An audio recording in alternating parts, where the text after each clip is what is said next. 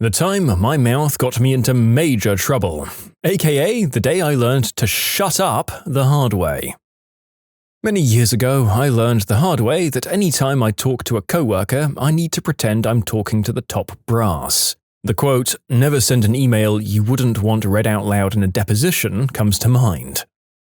I occasionally helped my friend with IT issues at his job, even though I didn't work there. My friend told me their IT people didn't know what they were doing and that I should apply for a job opening that they had. For some reason, during the interview, I mentioned that my friend told me they didn't know what they were doing, and I said that to the heads of IT. Somehow, I didn't get the job.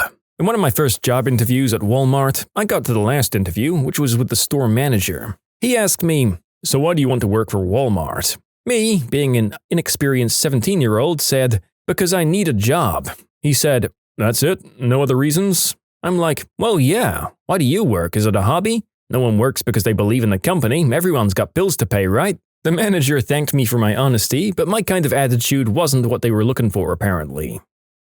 I was 16, working at a fried chicken restaurant, and had a good rapport with the 40-year-old fry cook, who I later learned introduced himself as Skinhead Ed outside of work, but that's a different story.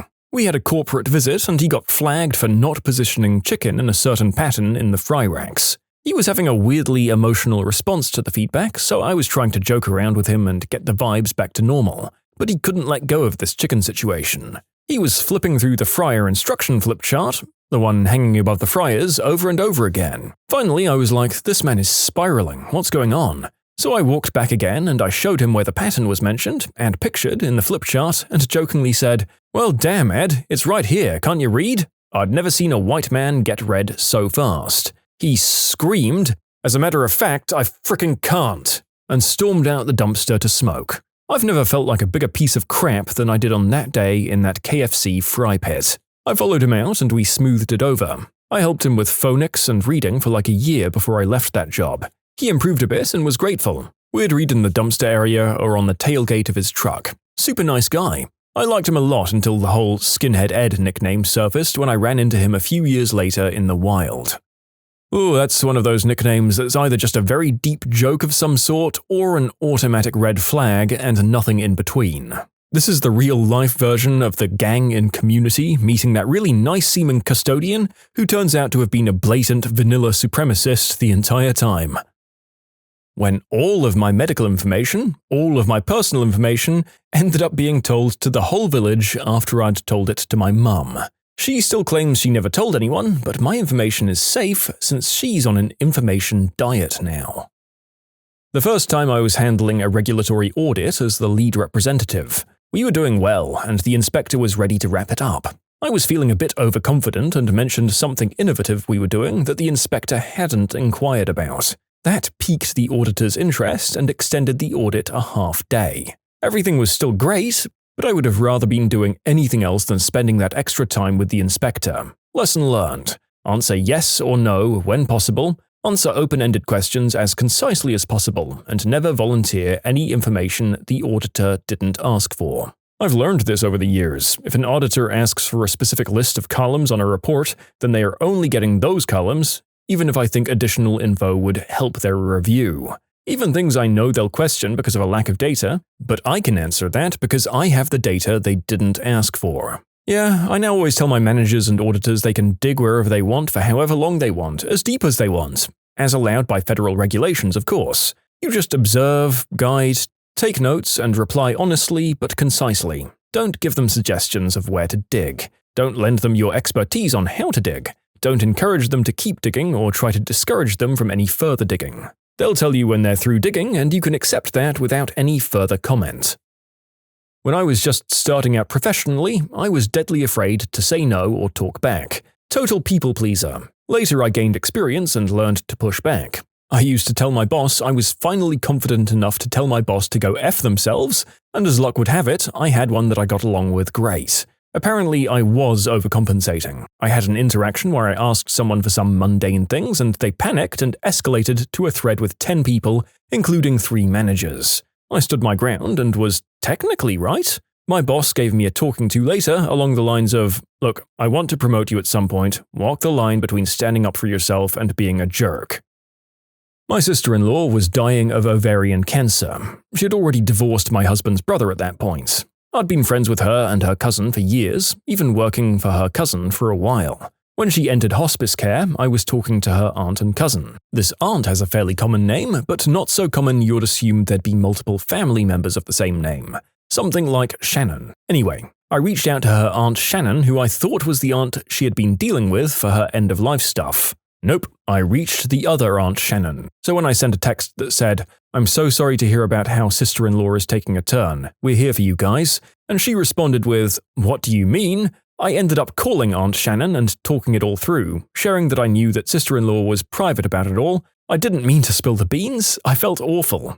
In the end, though, the Aunt Shannon and cousin I reached out to were grateful, and sister-in-law was glad to have the opportunity to connect before she passed. But man, I learned my lesson to clarify the family tree before speaking.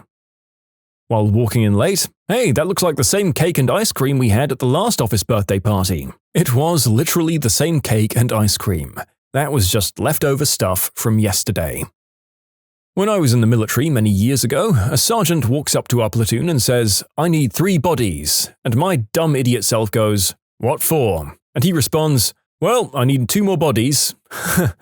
I spent my entire Friday on a working party and didn't get back to the barracks until 10 that night. It's a lesson that's stuck with me ever since. I'm sure there are initialisms in the army, but I've heard Navy stands for Never Again Volunteer Yourself. I said, "You've got a lovely tan. Where have you been?" And they answered, "I have jaundice." I should have stopped digging, apologized, and dipped at that point, but instead I said, "Oh, well, considering you're ill, you look dead healthy." Years ago, I supervised several IT staff, a mix of about 50-50 men and women. I'd had countless conversations with them about their families and the events in their lives, so I was pretty confident about what I knew. Each of the married employees were all in rock-solid marriages. Not typical, I know, but the families were drama-free. Periodically, flowers would show up for my various female employees, invariably because it was a birthday, anniversary, or just because. Knowing the employees were in good marriages, I'd jokingly ask, "Okay, what did he do?" and they'd usually smile, giggle, and reply it was a birthday or anniversary or just because. One employee's husband worked their farm while she held her full-time job at my organization. One day she had a vase with a dozen roses and I asked my standard, "So what did he do?" joke, expecting it was her anniversary or something like that again. She then proceeded to tell me a horrible story that ended with the words, "And then he sucked my favorite dog up into the combine harvester." Of course, in this horrible farming accident, the dog did not survive. I never asked that question again. My late husband sent me "I'm sorry" roses once. All day, people asked about them, which just made me have to come up with something because I couldn't tell them the truth of why he was sorry. It made me sad and angry all day. Don't send "I'm sorry" flowers because it will just make the person relive what you did wrong all day. A good general rule to follow for these things is to apologize once, sincerely, and don't keep bringing it up. It does apply to more of the small things in life than the big ones, though. But regardless of the size of your offense, I wouldn't recommend airing your marital issues on your spouse's desk at work. Got a good lesson in this when I was in my late teens, a long time ago, except I didn't really learn.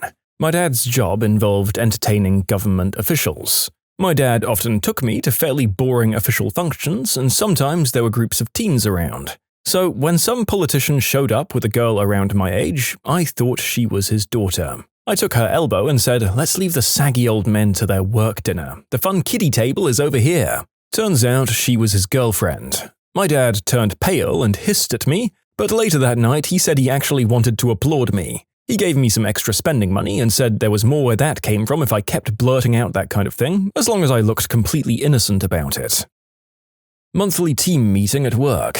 Typical condescending HR manager was asking the team, "Why are we all here?" and "Why do we work?" Meaning he wanted the typical, "to serve our customers with the best product possible" answer. Me, being an idiot 20-something-year-old, said, "Well, I have a car payment to make." I'm no longer with that company. Do they really think people wake up one morning and think, "Golly, I'd sure love to be a base-level McDonald's employee"? No, nobody thinks that. They want to pay their bills or something. Flipping burgers is just a means to do it. My parents had this unfunny joke of telling me I was adopted. There's nothing wrong with being adopted, it's a blessing, right? Well, I met someone new at a cookout and somehow couldn't shut up about it. Yeah, my parents always say I was adopted and they wanted to give me back and they don't know where I came from, not realizing the person I was talking to was having an existential crisis over her own adoption. Bit of an awkward buzzkill, that. Oh god, my partner once said, as a literal teen, saying the words heard by adults, "Yeah, I hear adopted kids always become messed up." The girl who I was just becoming friends with took a deep breath and responds with, "I'm adopted. I've never seen a man die more inside." He learned a good lesson and now wants to adopt a decade later. You can submit your own stories to be featured here on the channel. The story submission link is in the description below. Don't forget to subscribe to Am I the Genius? I was 15. It was a summer barbecue between a couple of close families. One of my 20-something brother's friends, who I knew to be an unsettled playboy, suddenly announced he was getting married. I, being a typically snarky teenager, said, "All right, when's the baby due?" People were really angry, even though I turned out to be right. The baby arrived happy and healthy 5 months later. Basically, the faux pas here lay in the fact that we were all Catholic. It was supposed to be their big moment, so to everyone but them, I looked like I was just being a brat and dumping on people. And I wasn't even supposed to think that people could do the deed outside of marriage. They hadn't told anyone that they were expecting, not their parents and not my brother. Nobody knew yet, she didn't look pregnant. The expecting father/groom's sister was in my class and was a good friend. Even she didn't know. But we did know our brothers were doing the deed with their girlfriends. When my brother found out that I was right, a month later, he apologized and started talking to me. It actually improved our relationship quite a bit. Even today, he still trusts my capacity to sniff out when something's off. My mum went nuclear when I said that at the party, and went nuclear again when she found out that I was right, and tried to get more information out of me.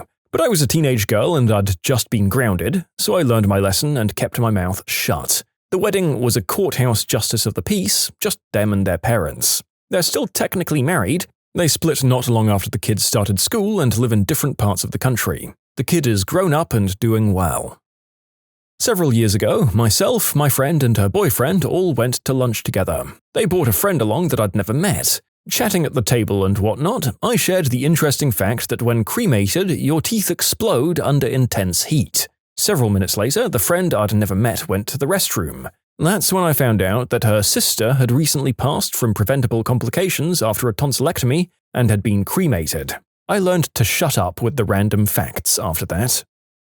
In customer service, don't try to explain or give background details if nobody's asked. Here's how an encounter at the gas station could have gone. Customer says, $20 of mid-grade gas, please, and I'll go, "Sorry, we're out of mid-grade." Customer goes, "Oh darn, but here's how it went when I ran my mouth." Customer said, $20 of mid-grade gas, please. "Oh, sorry, we're out of premium. Since the mid-grade is a mix of regular and premium, we're out of mid-grade too." The customer's takeaway was, "Oh, so in the meantime you've been running a science experiment. Okay, thank you, I'll be sure to tell others that." The customer apparently thought we were making, I don't know, bootleg mid-grade? When talking to a chiropractor at a party, I asked, "Oh, so you believe in that then?" She responded with something along the lines of, "The thing that I studied for 6 years? Yeah, I believe in it." But it was overshadowed later when another guy made a joke about her doing it with a woman, and it turned out she'd recently come out and he didn't know. Oh, this poor woman just wanted to have a nice night and ended up being roasted by everyone at the party. Hopefully she was one of the good chiropractors that sometimes works out. My employer created a new position for me. I'd looked at the proposal and pointed out to my boss that it looked like the job classification had been set too high, since the recommended salary range was more than double what I was making. He graciously agreed to lower the classification. About a year later, I suddenly stopped in the middle of what I was doing and went, Oh, I'm an idiot. I was working for a cleaning company and had to do the one house we all dreaded. As soon as you walked in, you were hit with the smell of animal waste. They allowed the cat to pee all over the basement and we couldn't go down there half the time. I had to do it one time and didn't realize anyone was still home, and there were piles of dog poop all over the upstairs, and yes, we were expected to pick it up while we cleaned, so I was having a meltdown to my work partner. The person who was home was the daughter. She heard me say the most awful things about how filthy their family was, and no wonder they were always sick. When I walked into her room to vacuum, I almost died of embarrassment. I was lucky not to lose my job, but I was banned from going there, so it was a bit of a win. This was a 4-bedroom, $600,000 house that was covered in animal waste. I was at a party, I'd had a few beers, and started talking to some guy wearing his niche brand's t-shirt, and I was like, oh hey, I know the guy that started that brand, which wasn't true. I knew a bunch of his good friends through uni because they were always talking about him. Then he was like, oh really, that's cool, and I doubled down. I can't remember exactly what I said. Anyway, it was him. He was the guy who started the brand. I wanted to evaporate. Coming home through security in the airport as a kid, parents got stopped and bag-checked. The customs agent started pulling out multiple cartons of cigarettes. I said, don't worry, Dad's just gonna sell those. I can remember that drive home and what lay-by we pulled into where I was given the business. Small company, close workers. Turned out one of them was a certified psychopath who lied every chance he got and was telling everyone different stories to get them to turn against each other. Luckily, we all found out and squashed it, but had to be like, well, yeah, I hated you and talked major crap about you because I was getting intel that you hated me and were talking major crap about me. Just don't be friends with coworkers or be very selective is the takeaway, I guess. Debugging someone's code in a meeting and loudly saying, whoever wrote this clearly didn't understand how this works, and then realizing I was the one who wrote it 6 months ago. Nothing roasts you faster than roasting your own past self in front of the whole team. When I was running and a mosquito flew into my mouth. Screw you guys, this fits the category. WoW raid group was talking about names and making fun of the unique ones people gave their kids. I said, yeah, I keep saying the name Everly, and I think it's so dumb. A guy says, oh, my daughter's named Everly. It was my wife's idea, and it's grown on me a lot. I didn't like it either at first. I tried to pivot and say, well, at least she didn't make it a tragedy name and spell it with an E-I-G-H at the end. It was spelled that way. Mild compared to some of these, but it still pops up to haunt me sometimes. At work, a coworker asked what I thought about a new manager, and I answered honestly. Not even rude, just honest. Turns out they were very good friends. Amazing how fast the sentence "just between us" turns into a company-wide newsletter. And that's how I learned that at work you assume every conversation might somehow reach the person you're talking about. When I accidentally shared a very personal secret with the wrong people and saw the look on their faces, I realized that silence is golden. I think a lot of men make this specific mistake once. I asked a coworker when the baby was due. She was not pregnant. She was also basically never friendly to me again, despite my apology. Now, no matter how sure I am that someone's pregnant, I make zero reference to it unless the person alludes to the baby somehow or outright tells me. I believe it was Dave Barry who said, you should never say anything to a woman that even remotely suggests you think she's pregnant unless you can see an actual baby emerging from her at that moment. I told my friend her new boyfriend gave me weird vibes, and she told him. He told her to stop talking to me. I lost my best friend for 6 months over a gut feeling that did turn out to be right, but the timing of me saying it was so wrong. Now I just nod and smile. Well, hopefully you laid the seeds of the end of that relationship. At some point, you would have had to say something to be a good friend, and there would have been pushback then as well. So you might have just pushed events forward a bit, which isn't a bad thing, right? I met a girl to see her about taking care of her horse. We were in Sweden, but just like my best friend, I learned she was Swedish-American, which was a funny coincidence. My best friend is from Utah, and every time I mention this to any Swede, they ask if she's Mormon. So when this girl told me she was from Arizona, I told her, oh, my friend's actually from Utah, but it's not like she's some kind of Mormon. She kind of half smiled at that, but didn't seem outwardly offended. She even took me on as a caretaker and trainer for her horse for a year until she moved back to the States. Anyway, a couple of years later I found her on Facebook, and it turns out she and her family are Mormon. When I was 4 or 5, some Jehovah's Witnesses had been coming to our house to recruit my mom. She ran to the bedroom and sent my dad to the door to get rid of them, so she wasn't stuck there for an hour. When they asked if my mom was home, my dad told them no, and I blurted out, yes she is, she's hiding in the bedroom.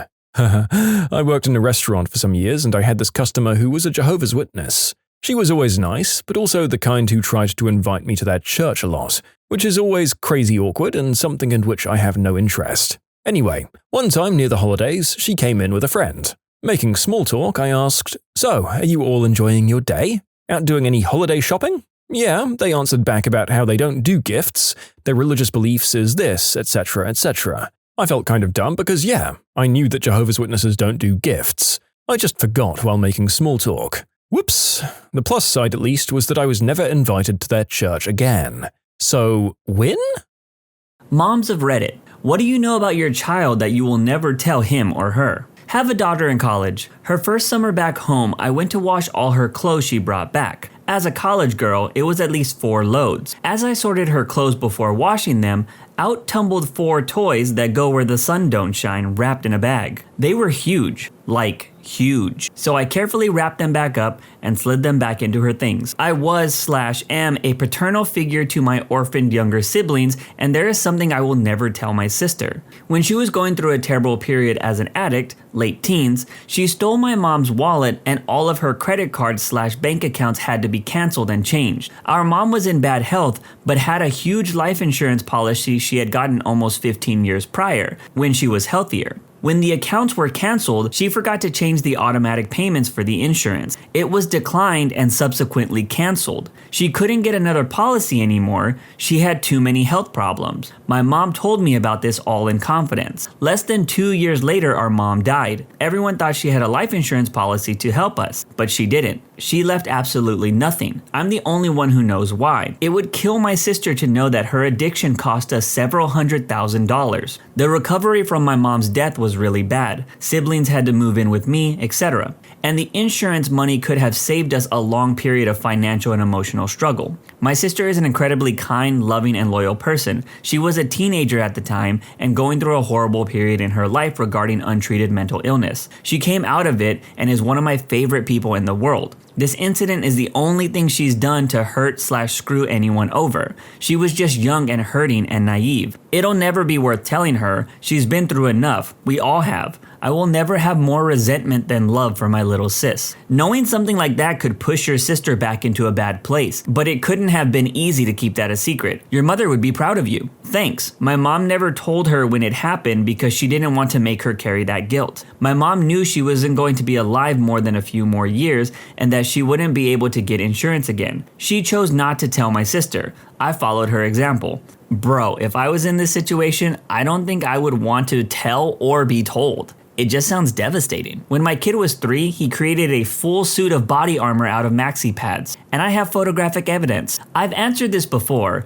but my teenage daughter writes spicy fan fiction on Tumblr and has thousands of followers. She doesn't know that I know, and it's pretty damn good too. How do you feel about that? Actually, I'm one of those liberal moms that's okay with my daughter having a healthy view of doing the deed, and she does. I've always been very open with her, and we talk about pretty much everything. I was turning my daughter's mattress when I came across a notebook full of unclothed women. She must have been putting it together for some time. Not wanting to embarrass her or violate her trust, I finished flipping the mattress and put the notebook back just as I found it. That was years ago, and she still has no idea. My own mother had trust issues, though I'd never given her a reason to mistrust me. It was just her nature, I guess. In any case, I vowed to raise my children to know the value of their word and that they could ask me anything. And I'd tell them the truth. Also, as long as they told me the truth, absolutely anything could be worked out. Want to piss mom off? Lie to me. Then stand back. God, this thread makes me think about all the embarrassing stuff my mom must have found.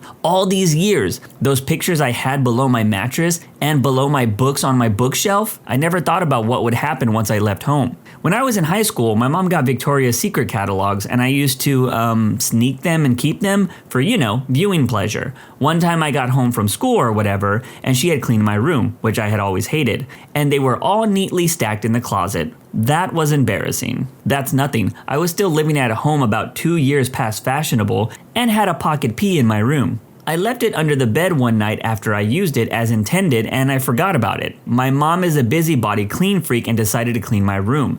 I got home that day and she informed me that my phone is back in its box in the closet and had been cleaned. I wanted to die. Ouch. My mom has some pretty embarrassing photos of me as a child, so I don't know if her finding anything weird in my room would be worse than those photos. My kid ate cat poop. We had a very long-haired cat at the time, rest in peace little buddy. Apparently some poop got stuck in his fur, only to fall out upstairs where the baby was crawling around and found it. 5 years later and she's still a normal, happy, healthy child. Sorry, sweetheart. I saw my flip cam was missing from the table I put it on, and I went to look for it in my 11-year-old son's room. I checked to see if there was anything recorded, and there was. He was spanking the monkey to a magazine of mine advertising women's clothing and underwear. He was commenting about which girl he would like to put his member in. I put the camera back, and when he came home, I asked him to bring it downstairs if he had it. That gave him time to delete the videos. He has no idea I was now hiding my flip cam and ladies' clothing magazines. He will never know that I saw his tiny member being manipulated to images of plus-size women.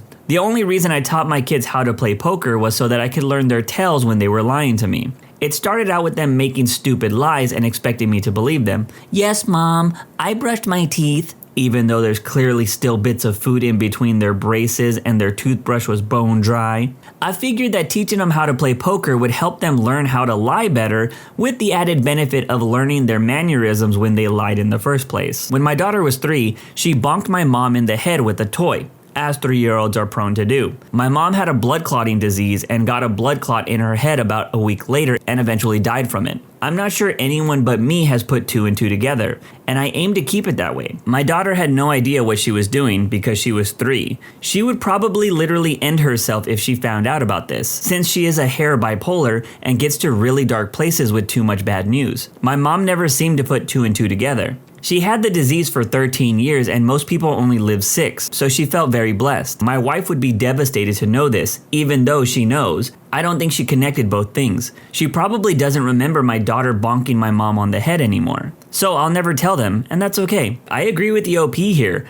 I would take that secret to the grave. Unless this child grows up to be a giant piece of doo-doo, then I might use the nuclear option. But even then, I might still hesitate. Probably not the answer you're looking for. My son is 4 and he doesn't think I know about the vegetables he puts in his pockets when I'm not looking. Oh, I know alright, cause laundry is fun. My friend's mom used to just puree all his vegetables into familiar sauces like spaghetti and fold us for years. One of my classmates found out a few years ago that his mom's famous brownies had always had pureed broccoli in them. She was pretty horrified, but it was kind of hilarious. My 3-year-old is a very affectionate little guy, and he's very embarrassed about being affectionate. He thinks I don't know that he comes into my room every morning for snuggles and then sneaks out when I wake up. He's just all around a little shy guy. I just think it's a phase, and he's actually been a lot better lately. I caught my son once pretending to milk himself into a bucket while taking a bath. He was only around 4 years old, so I don't think he remembers, but he was hovering over a bucket and squeezing his member.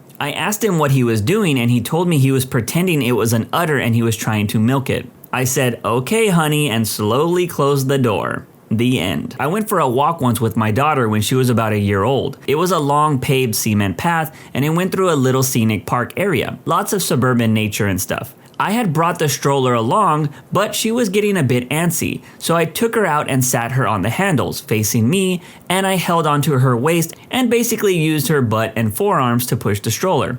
As we walked, this section of pavement in front of us just ended up being covered in crickets. I didn't know why there were so many. I had never known this trail to have crazy amounts of crickets midday. Well, I anxiously started to push through them with the stroller, hoping if I moved slowly, they would have time to hop out of the way. They mostly hopped out of the way, but one hopped right onto my daughter's face. I panicked, and in a split-second reaction, I straight up smacked her. The cricket hopped off her face before I got to it, and she looked at me so stunned and started crying. And then I cried because I felt horrible, but I couldn't stop laughing because of how stupid the whole thing was. I got lots of weird looks as I cried/laughed the rest of the short walk home. She will never know. This is definitely one of those life moments that feel horrible but also hilarious at the same time. I'd probably do the same thing because crickets jumping at my face will catch these hands. She was conceived because I really wanted an iced cappuccino from Tim Hortons. He didn't feel like driving, so I made him a deal.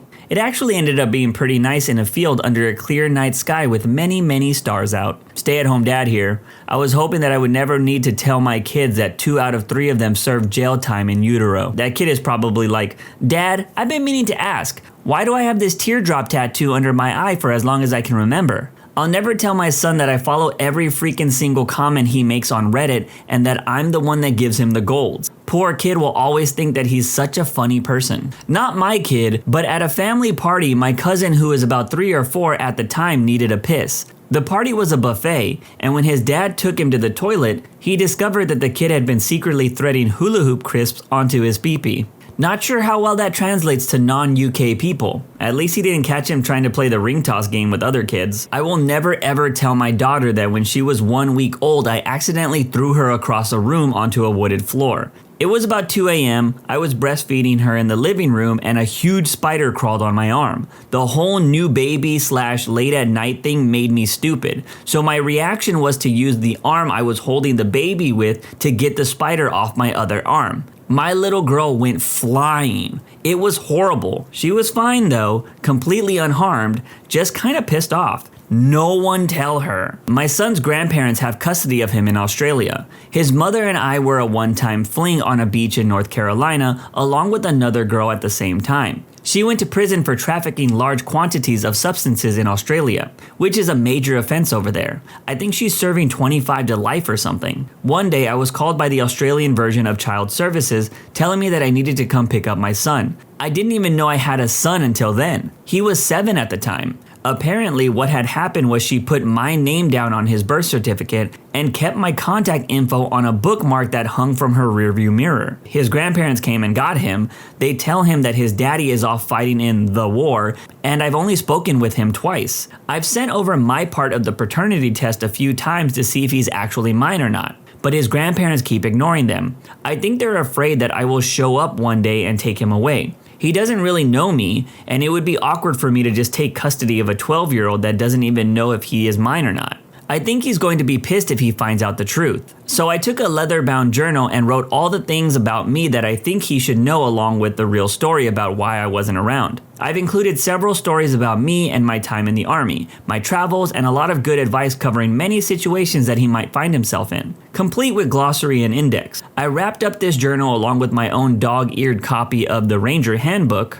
with my own notes written in it, and an old set of my dog tags, and a way to contact me. I sent it off to a lawyer's office in Australia with instructions to deliver it to him on his 18th birthday. I'm looking forward to the Reddit post about the delivery when the time comes. This sounds like something out of a movie, and I tried to see if there was an update to this post since it's been years, but there's nothing. Womp womp. Years ago, we had this awesome cat named Chosen One. We all loved this cat, but especially my oldest son, who at the time was beginning to drive. He was about 17 or so. One day, my son was leaving the house to go somewhere, and when he left, he reached down and gave the Chosen One a little love and went out the door. Unbeknownst to him, the cat had followed him out the door, and for some reason, the cat must have ran under the car. Nobody actually witnessed this event, so we're just speculating on what happened. So my son drives off, and a little while later I go outside only to find Chosen One laying on the driveway curled up in a ball, dead. We think the kitty ran under the car, or it was in front of the tire or something when my son drove away and he ran over Chosen One. We were all pretty upset, of course, and when my son came home, we told him that Chosen One had been hit by a car in the road and died. We never told him, and never will, that we're pretty sure he was the one that killed the cat. He'd blame himself and forever feel guilty about killing his favorite cat. I walked in on my 5-year-old stepson with his pants down, rubbing the cat against his pee-pee, saying, "Oh, that feels nice." To which I replied, "That's not what the cat is for." He was embarrassed, and the cat hasn't been the same since. This story following the other cat story is just a bunch of L's for cats. When my first wife was 4 months pregnant, she was diagnosed with stage 4 breast cancer. At 18 weeks, the doctor gave her a few choices. Her best chance of survival was to give up the baby and have aggressive chemo. We talked about it. She decided to try and carry our son to term. They delivered our son healthy about 6 weeks early. She died about 5 months after he was born. I have since remarried, and he is now almost 18. I don't plan on telling him that she saved him at her own expense. It was a tough time, and I don't blame him and never have. After her mastectomy and a lengthy biopsy, she was found to have an extremely aggressive type of breast cancer. In fact, we found out later that it had spread considerably. The treatment would have been in vain. Even if she had gave him up, her life expectancy would have probably been less than 2 years. We made the choice to keep him before we knew this. Invasive treatments and MRIs/multiple x-rays would have put some risk on my son. So we made a choice. He knows she died of cancer, and he knows that it was soon after he was born, but not the details. He never knew his mom, and he does not grieve for her. It's cold, but it's true. She has written to him a number of letters, the first of which he gets at 18, the next at 21, and the final one when he gets married. They are sealed in private. I have no wish to open them, but it does remain possible that she will detail what happened, although I think it's unlikely, as before she died, she made me promise to protect him from all pain of her illness and decision. Wow, this is so sad. What a brave lady this mother was. Though if I were him, I think I would want to know. To be able to honor the sacrifice she made for me, in a manner of speaking. Maybe you should tell him. I know at 18 I started feeling very weary and without cause or effect. Being told something like that would have strengthened my resolve to do something good with myself. It's like a superhero genesis story. You're right, of course. He is having a rough time with his exams and career choices right now. He wants to ditch going to college and work for a few years, which is probably the right choice for him right now. I'm going to think about it and maybe talk to him in the next few months. To be honest, I'm probably more scared of digging up the pain of the past and having to go over the whole period again.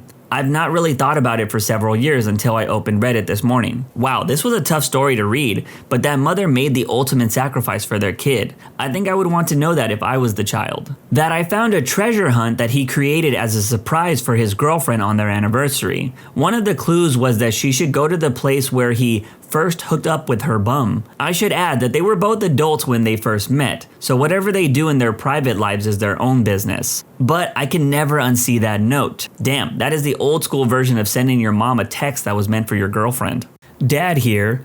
I know what he's doing with the butter, and that's why I buy store brand for him to make toast at night and leave my good butter alone. And there's a reason I bought her own rechargeable batteries, because it's nice to have any remote actually work when you try to use it. There's not a calculator in the world that goes through batteries like that.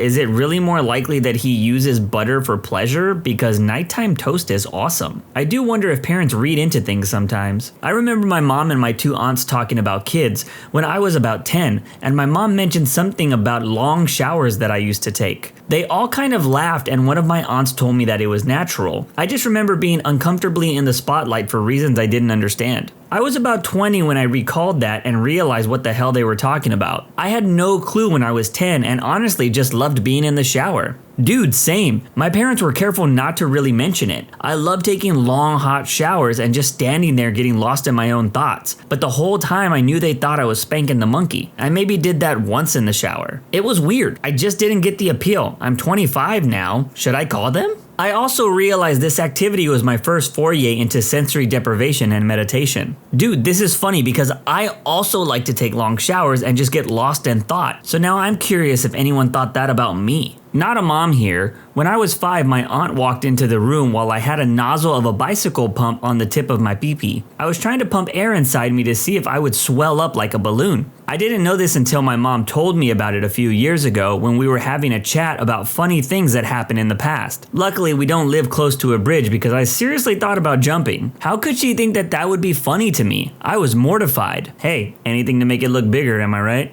That I wanted to give him to a fire station for a couple of weeks. I didn't tell anyone until he was 2 weeks old because I thought it was something wrong with him and me. I didn't think I loved him and I was so ashamed. I ended up telling my husband in desperation one night and he snatched my son away, telling me that he would find a mommy who actually loved him.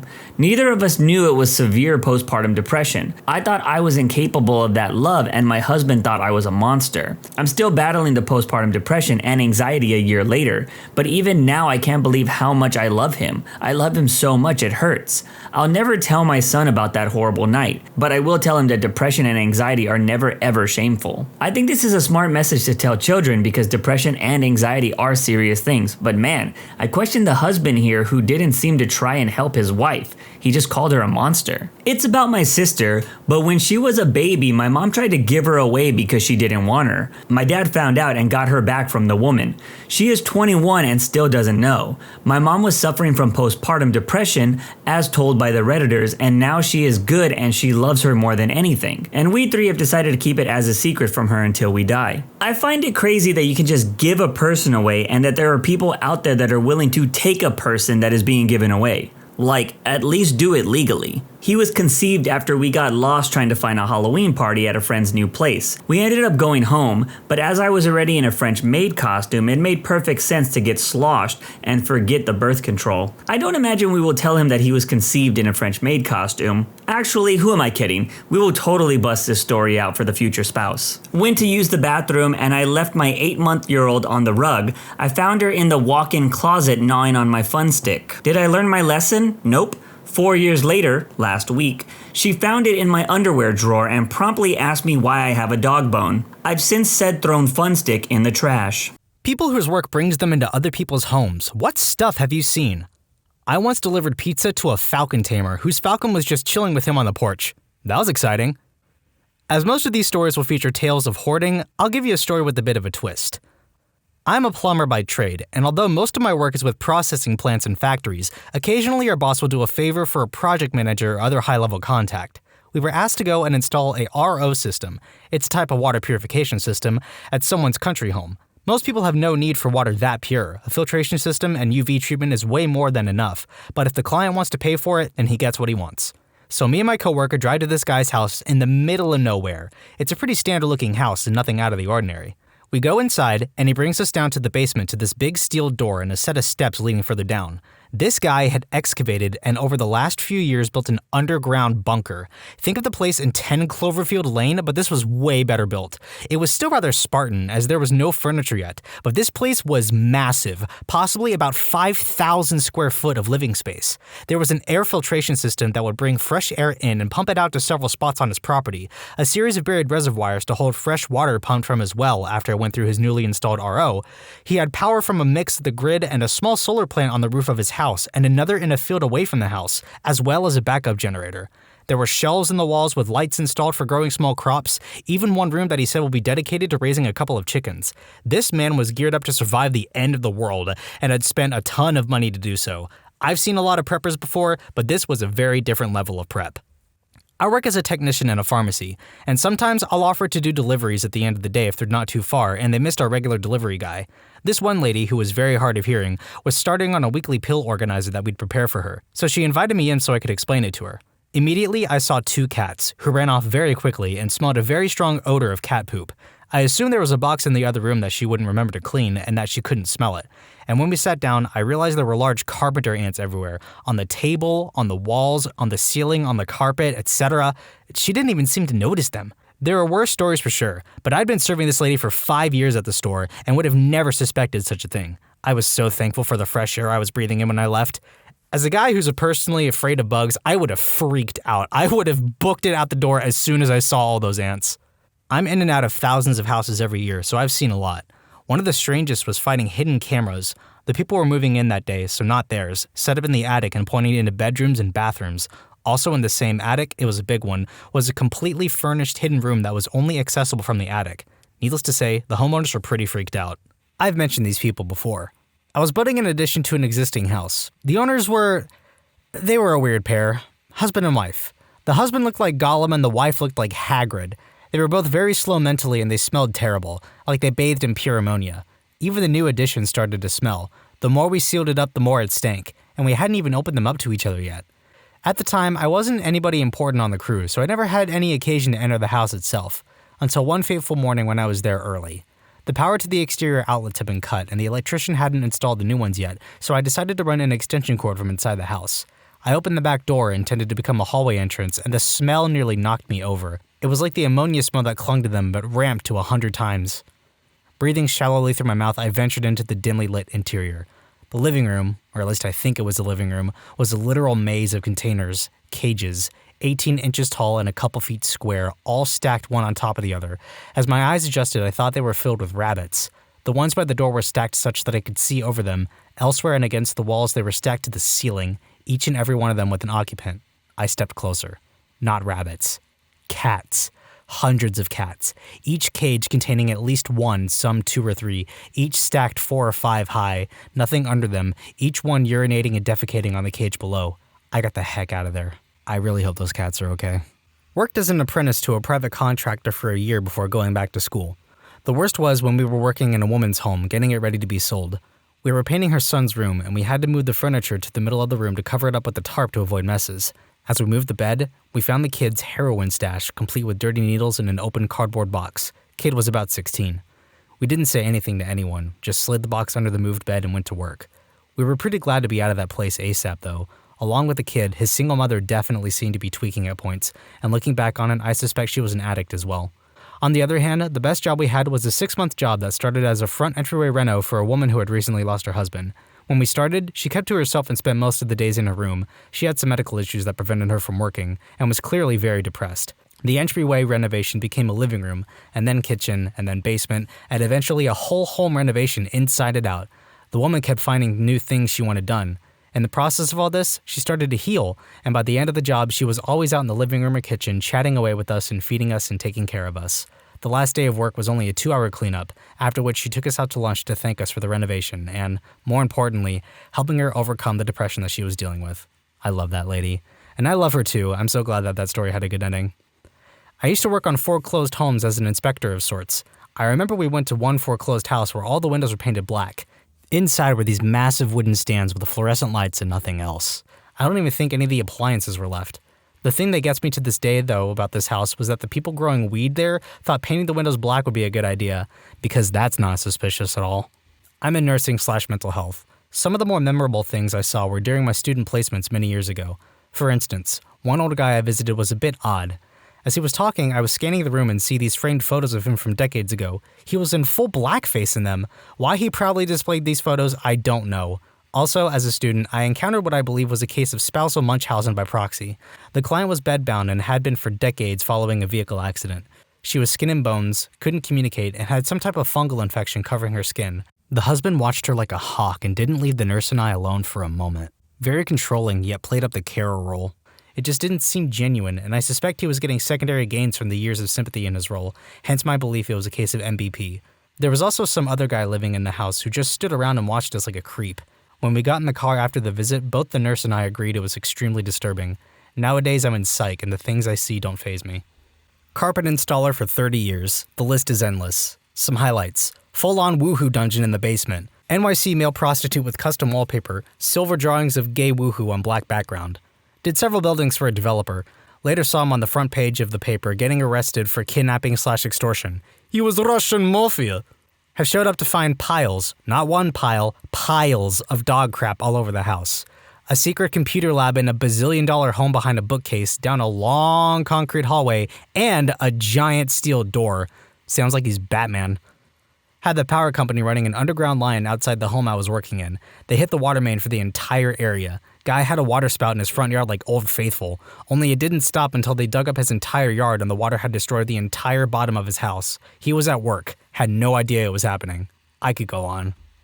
You don't have to go on. That's enough. That's plenty. I don't typically go into other people's houses. I'm a mechanic who does house calls, which occasionally brings me inside to wash my hands or use the bathroom. The best one was when I was doing a job for a man who broke down at his girlfriend's house. After the job was done, I asked to go inside to wash my hands and he says it's fine. I'm washing my hands at the sink and suddenly this naked black woman comes out of a room and gives me a confused look. Who are you? What are you doing in my house? I'm the mechanic. You can't be the mechanic. You're a woman. Person I worked on the vehicle for. Must be cheating with me. With a white girl at that. What has this world come to?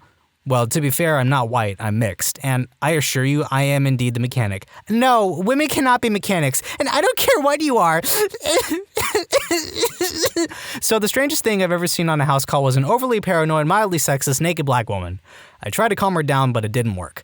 Apparently the guy got dumped that night and it was all my fault. I now ask for a host to wash my hands. Geesh, I really hope that guy finds a better girlfriend. I clean houses. One client has us clean once a week. If it lands on the floor, it stays there until we clean it up. Her youngest child is still in diapers. There are usually dirty diapers around the house completely filled with pee. Her bed sheets always have crumbs from her kids eating in her bed. There have been skid marks on her sheets and duvet cover. They have 5 trash cans in the kitchen so they don't have to worry about taking the trash out. Her kids play with toothpaste and toothbrushes, so we find globs of toothpaste all over the house. My boss has once gone to make the bed, pulled the sheets back, and found a huge pink adult toy, and the mirror-sided nightstand was covered in lube. I think the wrong thing was lubed up there. Working in financial services here with insurance and investments. While I've seen a whole slew of different stuff between new and old clients, probably the most interesting aspect of the job is seeing people who make really good money for themselves but live well within, and sometimes below, their means. One particular case was a young guy in his early 30s who had accumulated quite a bit of wealth, was making upwards of $85,000 a year plus bonuses, and was living in a rather run-down apartment in a bad side of town. Roaches, leaky ceiling, the works. And he wasn't looking to upgrade his living situation. Ended up being one of my favorite clients. Super nice guy, level head. We play golf on the weekends sometimes still. 4! Used to deliver furniture, so boy do I have some good stories. Number 1. A lady had mannequins everywhere in her house, all of them dressed up in fancy clothes and in various positions. Some sitting in the living room watching TV, one in the kitchen with an apron cooking, 2 at the dinner table, 1 sitting on the edge of her bed, and best of all, 1 on the toilet downstairs. It was very strange. The lady dressed in very bright clothes with very red lipstick, and her eyebrows always made her look very surprised. Number 2. This delivery was in a run-down old neighborhood that was in a very wooded area. Being there just gave me the creeps. I was putting together a bed frame upstairs and looked downstairs through an open air vent and saw that the garage area had freezers lining the walls and a little workshop with a meat grinder and a bunch of tools in the middle. I think it was the fastest I ever assembled that particular bed frame. Noped right out of there, but I did get a $20 tip, so I never mentioned it to anyone until now. Number 3. This time, I was delivering a bedroom set to a nice lady in an apartment complex.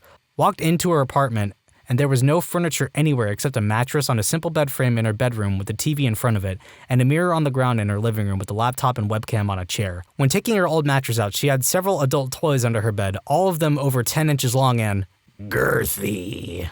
I think you can guess what her job was. Number 4. There was a lady who ordered furniture online, which was unusual because it was such a small business. We arrived with the Cali king-sized bed, and the woman was bedridden and well over 500 pounds. Who answered the door, you might ask? Her husband, who must have weighed 150 pounds soaking wet. They used some pulley system they had installed to pick her up off the bed a few inches, and we swapped beds with her looming over us watching TV. Her husband was cool though. In the office downstairs next to the door, he had a sweet battle station. 4 monitors, a beast of a computer, TV, sweet chair, mini fridge. Apparently she was a trust fund baby, and he was riding the gravy train all the way to Steam HQ.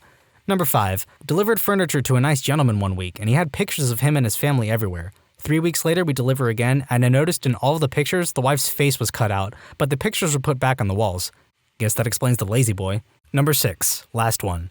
We were given keys to a family's house and asked to deliver and assemble while they weren't home. Not unusual, surprisingly. We get there and start putting their 2 twin-sized bed frames together, and next thing we know, we hear 2 people going at it hard in the next room. Seriously, they were getting it, shaking stuff on the walls and everything. They finished before we were done, and 2 15-ish-year-old kids walk out. Turns out he decided to skip school with his girlfriend. Go Timmy! He tipped us $10 to not say anything to his parents or our manager. Former door-to-door salesman checking in. Sold subscriptions for TV and internet. Once tried to sell a lady, read, probably serial killer, whose house was filled with literally thousands of porcelain dolls of all shapes, sizes, styles, and degrees of scariness. Gotta have some variety.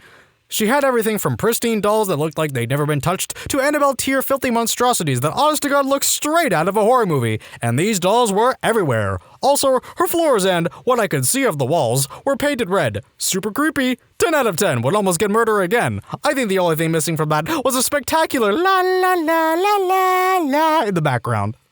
I used to work in door-to-door sales, so I saw quite a lot of stuff. One time I knocked on a door and the screen door was shut, but the door behind was wide open and I could see right down the hallway into the house.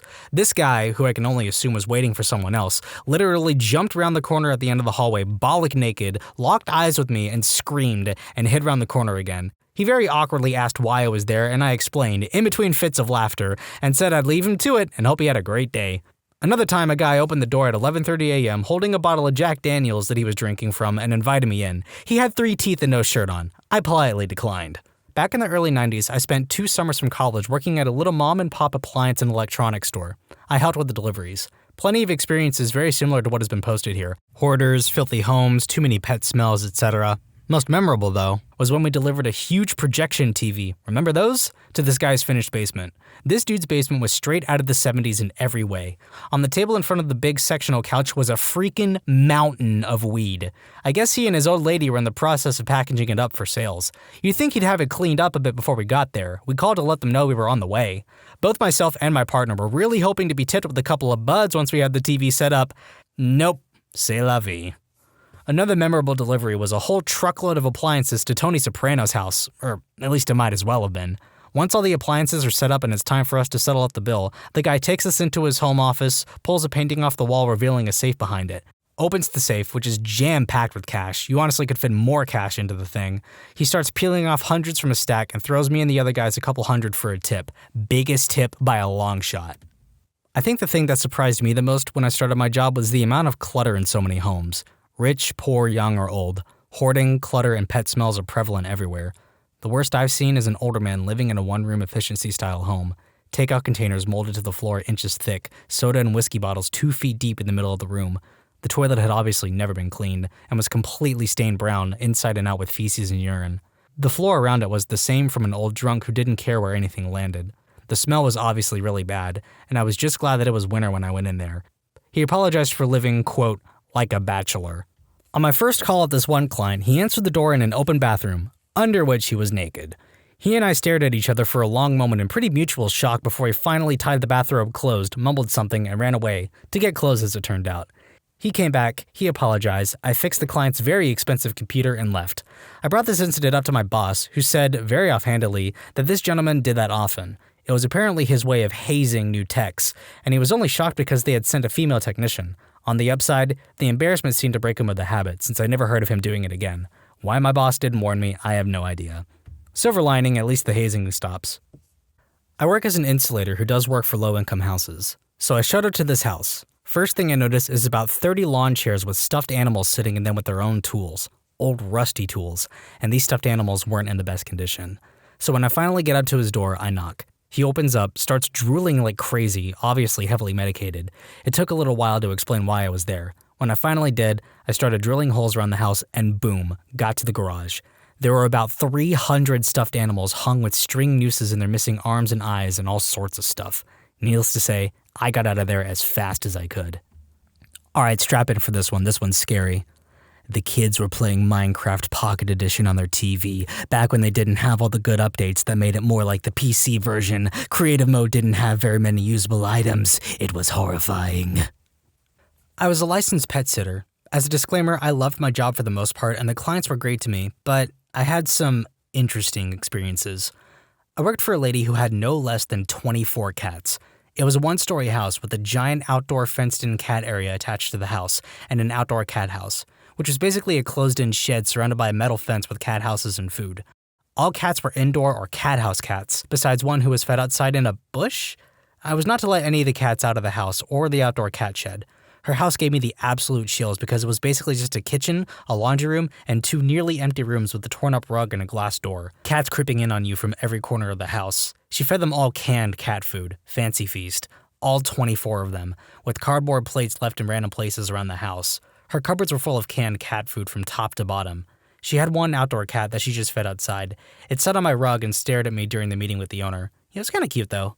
I knocked on the door and someone said, "Come in." I tried, but the door was locked. I knocked again and heard, "Come in." I tried again and the door was still locked. Turned out to be the family's parrot. I once saw a woman that had built a massive castle the length of a typical bed for her bunny rabbit. It was as high as the ceiling and it had a moat and everything. That's just impressive. Oh boy, gotta do this relatively frequently. I work in mental health, so a lot of homes I go into just reek of mental illness from the outside in. Messy, dirty, and chaotic-looking homes are a big indicator of mental health issues. Some houses I've ventured into have this strong odor coming from a variety of things like uncared-for pets, dirty laundry, old food, and just general human stench. Almost always, there is both trash and clothes all over the floor, broken stuff everywhere. Because it's kids I work with, most times there are holes in walls and property damage caused by said kid when enraged. Girls typically leave sanitary pads or tampon cartridges, sometimes used, on the floor. I've seen bugs and bug traps because they're infesting the home. Went into a house once where I found out later that it was infested with scabies.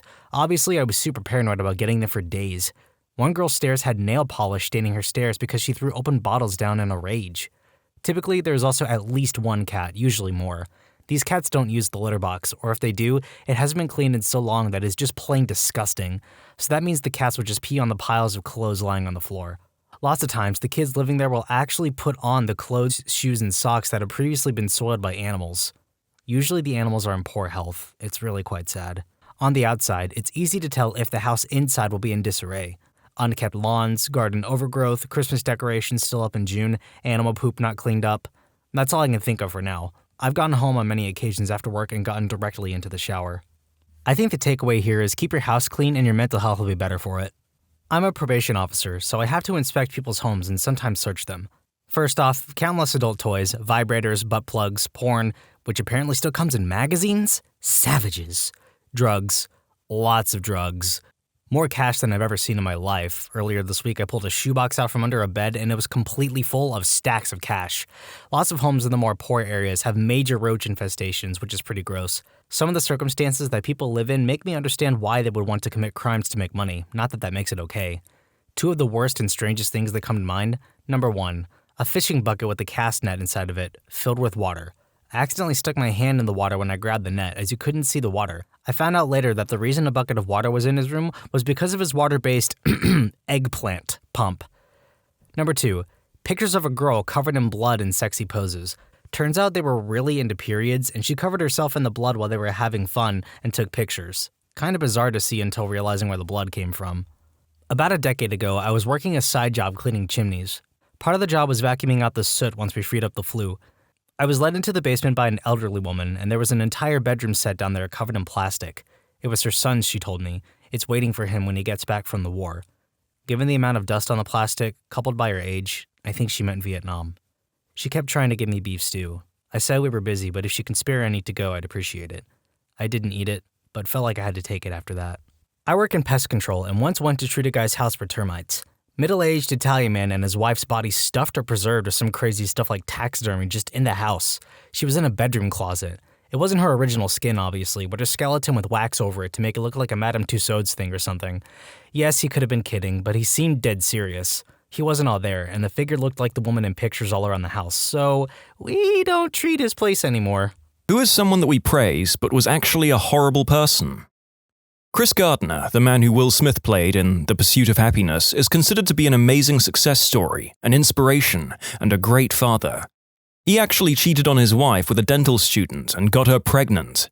He then started dating said dental student and reportedly beat her. He was even taken in by police because of a domestic abuse charge. Dr. Seuss was having an affair with a woman while his wife had cancer. His wife killed herself because of it. Charles Dickens dumped his wife of 10 kids and 22 years for an 18-year-old mistress. When she called him out on it, he publicly called her a fat jackass. I'll just repost my answer to a question similar to this that was posted a while back. James Cameron. His movies are great, but he's such a butt. There's a reason why the crews to your movies are constantly revolting against you. He's been married 5 times.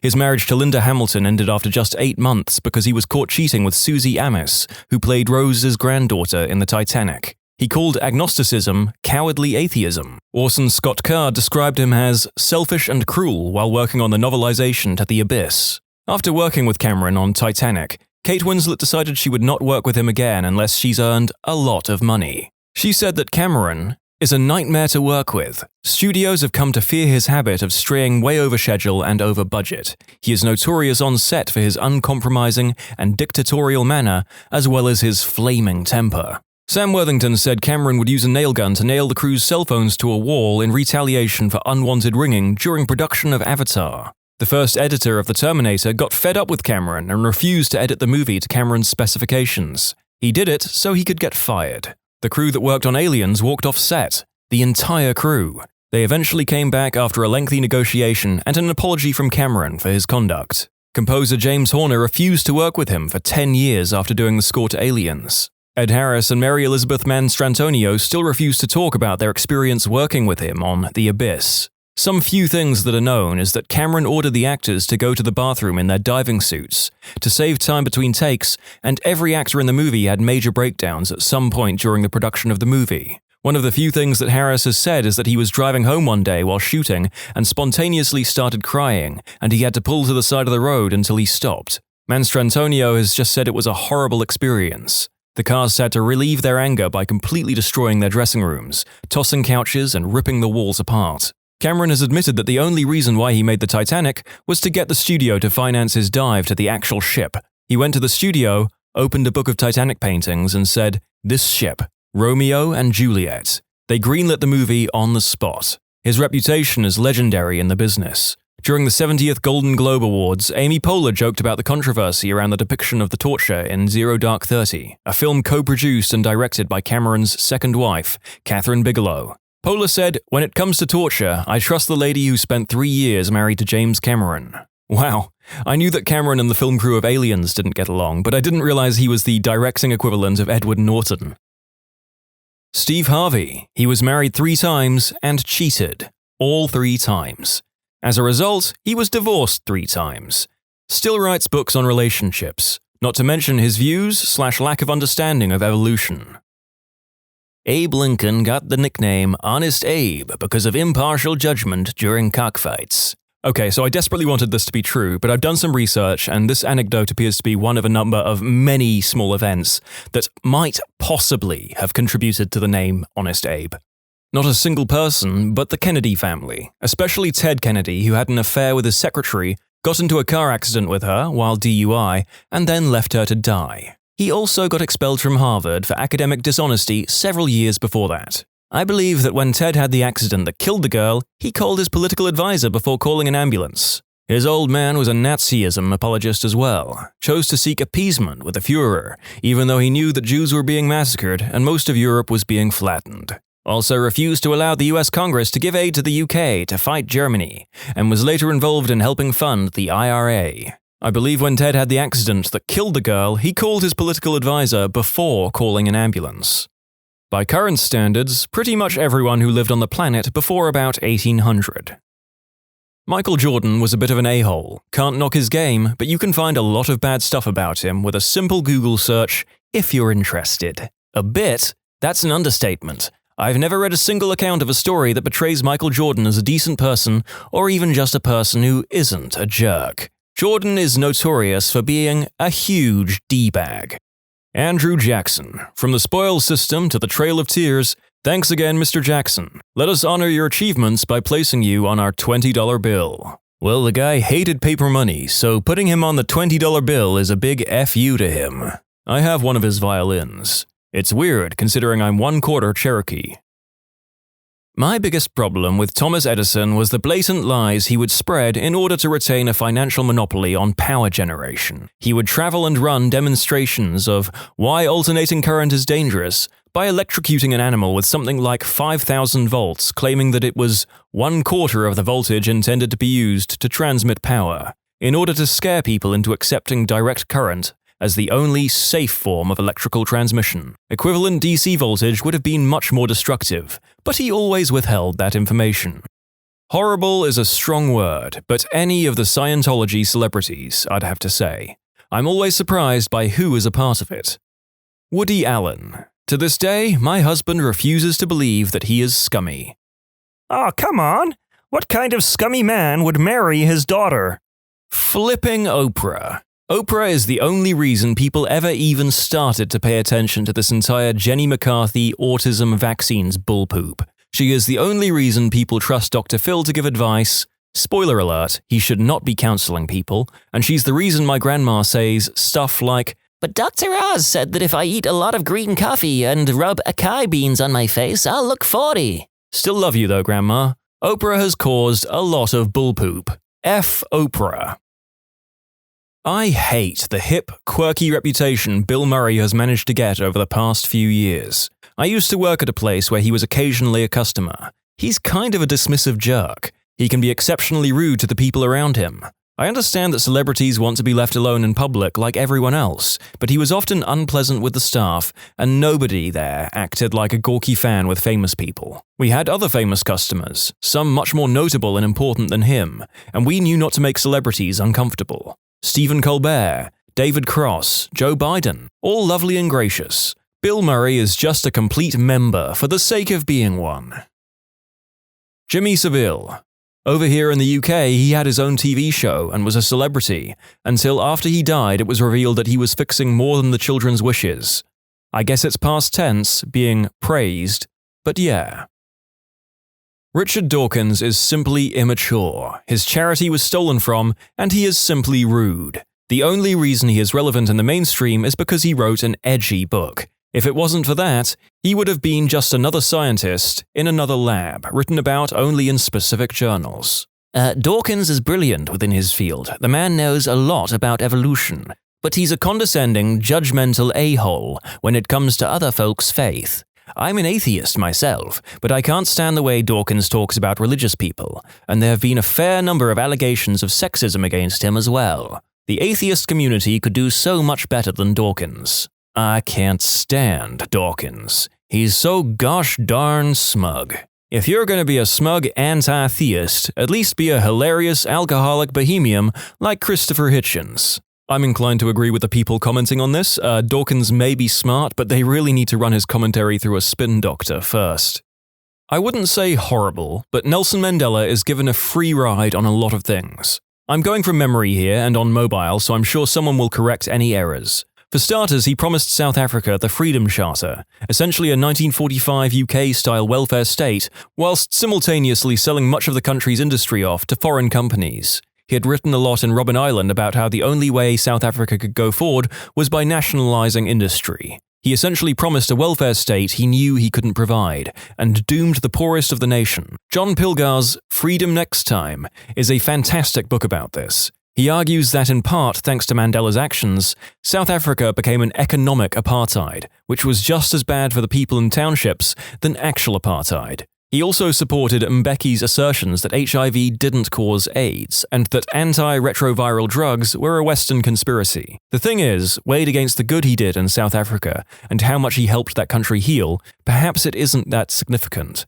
It just annoys me that people are completely unwilling to recognize any of these pretty big flaws. I would treat him as a George Washington. He's not a man who lived, he's the father of the nation and gets a lot of passes for that. You need something to center the culture on. He's a myth, not a man. Jimmy Page and Led Zeppelin kidnapped a 14-year-old girl. Wow, I never knew this. In 1972, Page was hanging around a nightclub and laid eyes on 14-year-old Laurie Maddox. He liked what he saw and didn't give a flip that she was underage by, well, a lot. Why should he, after all? The club clearly didn't. As the young, handsome lead guitarist in the biggest rock band in the world, Page was probably very shy and awkward around girls. So, instead he sent roadie Richard Cole to Maddox's table with the message, "Jimmy told me that he's going to have you whether you like it or not." The roadie then grabbed her and chucked her in the back of the limo, saying, "You effing move and I'll effing have your head." From there, they drove back to Page's house, where he and Maddox proceeded to have lots and lots of dirty, unspeakable acts. Of course, Page knew this was incredibly wrong, and if word got out, he was screwed. So he did the only responsible thing he could think of. For 3 long years, Maddox was for the most part kept behind closed doors, so the relationship with Page wasn't discovered, and he wouldn't end up in jail. King Arthur. Dude ain't even real. John Wayne. I believe in white supremacy, at least to a point where African Americans are responsibly educated. He was also an aggressive drunk and a draft dodger despite playing heroic roles. Pablo Picasso, genius artist though he undeniably was, treated the people in his life like trash. Affairs on top of affairs. He drove his first wife into a mental breakdown and literally turned their only son into Picasso's chauffeur. He had a child with his first mistress, who he played mind games with on a daily basis for the rest of her life. After he died, she killed herself. His second mistress, he drove into a mental breakdown. His third, he physically abused. He did have 2 children with her, who he refused to legally acknowledge for years. And his second and final wife, treated like a doormat, who also ended up killing herself after he died. Oh, and after he died, his second wife barred all of his previous family from his funeral, including his grandson, who was so distraught by this, he killed himself too. Amazing, amazing artist, but totally effing sadistic in how he treated the people around him. Oliver Cromwell is massively praised and admired in Britain, often making it into lists of the top 10 greatest Britons in British history. Meanwhile, he is universally vilified in Ireland and regularly makes it into lists of the top 10 greatest villains in Irish history. I find it quite amazing that the British ignore his genocidal campaigns in Ireland and prefer to erect massive statues of him outside their parliament instead. I mean, I know I'm supposed to praise dear leader, but Kim Jong-un is kind of a d-hole. Arnold Schwarzenegger, illegitimate child with the maid working in his house, reduced the sentence of a convicted murderer for a political friend, signed into law the biggest tax increase in California ever whilst campaigning for lower taxes, and an overall disgusting political weasel. And yet, still one of the more respectable figures in the modern GOP. Jebediah Springfield, aka Hans Sprungfeld. Ronald Reagan was probably involved in the Iran-Contra affair and dealing with Iran before the election against Carter. Republican ties let Iran know they'd get a better deal if they waited until after the election was decided to release the hostages, after which Reagan's staff sold them weapons for gold, which was then funneled into South American right-wing terrorist organizations that killed thousands of people in cold blood. That and his economic policies have led to a lot of the crap we are dealing with today. Mother Teresa. She said that people needed to suffer to be closer to God and would deny medical care to people under her care, so they would suffer and die. One case that changed my opinion was a teenage boy who had a kidney problem easily fixed by surgery, but the nuns of the order refused to allow him to be taken, and instead just gave him aspirin and waited for him to die. She also diverted a lot of the money donated meant for helping poor people towards extreme pro-life positions, including stopping legal contraception. John Lennon. Not only was his talent blown out of proportion, Imagine is probably the most overrated song of all time, and unintelligent, he was clueless about social issues, he was a pretty horrible person in general. He would beat his family and verbally abuse his son, Julian, who stated publicly that Paul was more of a father to him. On one occasion, Julian was laughing, and John yelled, "I hate the way you effing laugh," and sent him away. There is a long list of horrible things he has done. Winston Churchill wanted to start World War III against Russia the moment Germany was divided up. Oh, and William Wallace. After the Battle of Stirling Bridge, he skinned one of the English lords and made a belt out of his skin. Even for the time, it was needlessly barbaric. Steve Jobs. Misogynist, all but abandoned his daughter for years, a-hole to most people he met, most Appleites will tell you that he sucked as a boss, and that Tim Cook is far better. He deserved to get fired by his own company, as he did early on.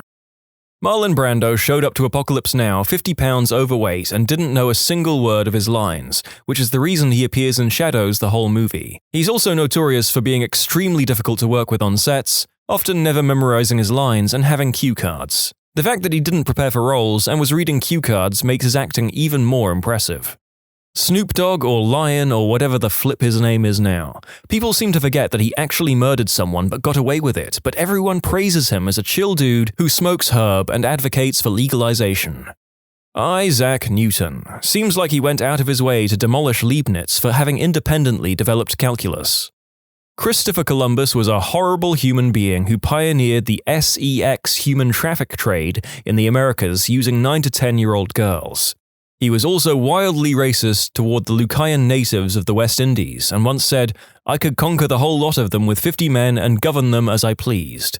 Yet he is honored in the same way Martin Luther King and Abraham Lincoln are, with a holiday thanks to the Knights of Columbus, a 20th century all-male Catholic group who lobbied Roosevelt for a Catholic role model for boys to look up to. J.D. Rockefeller was a huge piece of poo who tried to cover it by donating a huge chunk of his fortune to universities and medical research. Really though, he was an a-hole. He rigged up explosives in mines and blew them up to send his miners running. The ones that made it up to the surface were then shot as they ran out of the mines.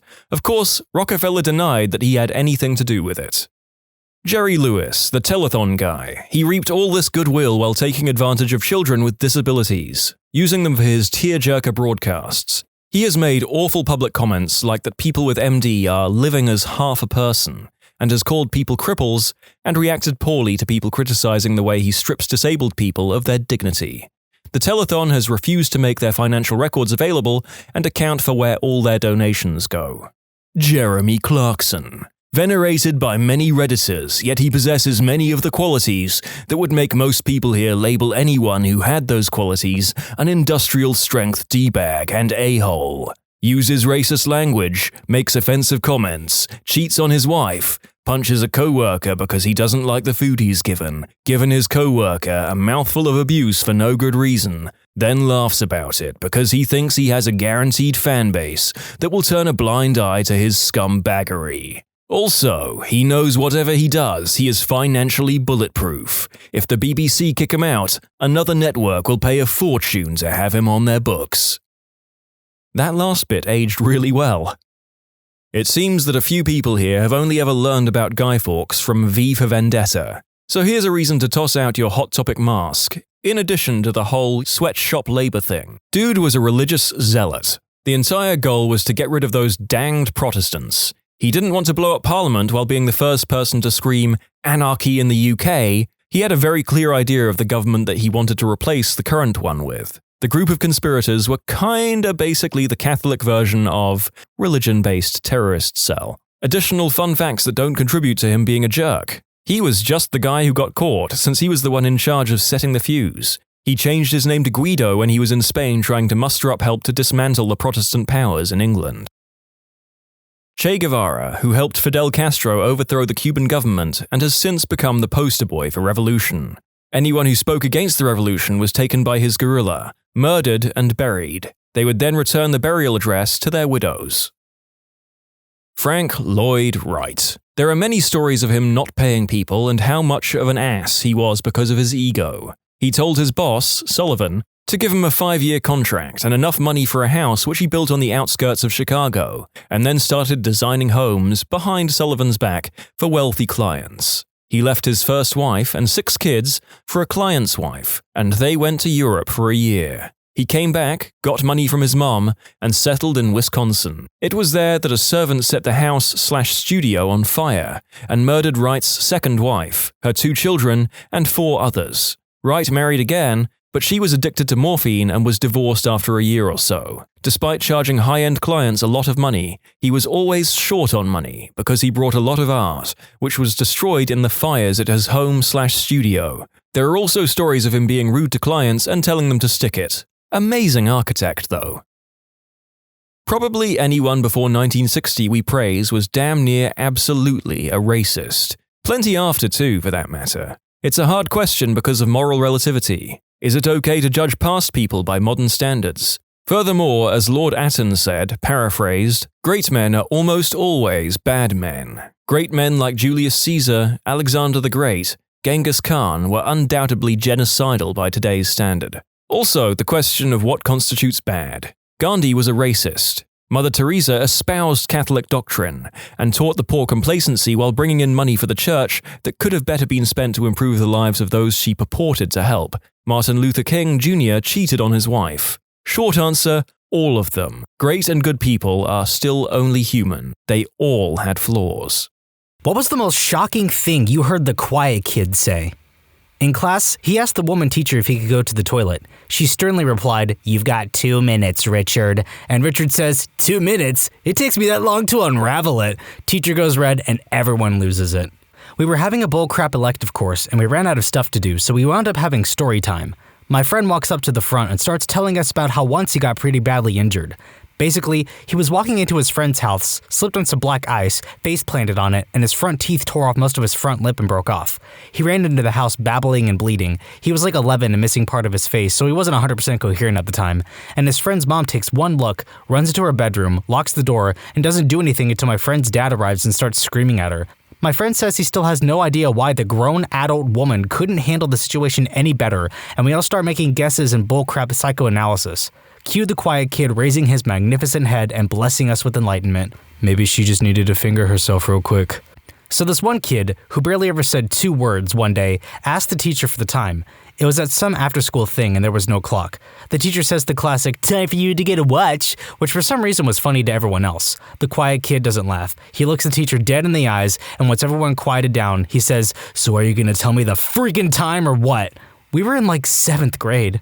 In class we were studying genetics and one guy was being a real jerk and the teacher couldn't get him to shut up. Then, after discussing inbreeding in dogs, one quiet kid raises his hand and says, "So is this likely how Peter became so freaking stupid?" The jerk kid who constantly screwed with people was in line with the quiet kid and the quiet kid's friend. The quiet kid is a bit overweight, so when he gets up to the lunch lady and gets his chicken nuggets, the jerk says, "You don't want extra nuggets, big guy?" The quiet kid out of nowhere just starts ranting. "No, I'm all set, but what are you up to this weekend? You want to hang out, grab some food, maybe screw a bit? I like to be on top and you look like a bottom. What do you say, want to screw tonight?" The entire line is dead silent. The jerk starts getting all mad and acting like he's going to start a fight, and the quiet kid says, "Okay, fine, you can be top, baby." The jerk kid leaves to the entire line laughing their butts off at his expense. No idea if the quiet kid was gay or he just knew that even jokingly suggesting the jerk kid was a homosexual would upset him more than anything. But I do know he left the line with his delicious chicken nuggets and a huge smile on his face. Quiet guy I work with never said much until he came up to me and asked what happens when an Eskimo is pleasured. Before I get the chance to respond, he throws a handful of ice at me and walks away. In junior high, in the mid-'80s, the game Trivial Pursuit was all the rage. We played it in math class one day, and this kid, Gary, who never said anything at all, totally spanked everyone else by answering every single sports-related trivia question. He got a lot of attention for it, and I believe he walked a little taller after that day. I don't think I ever heard him say anything else, but I did see him sitting on the bleachers at a few sports events.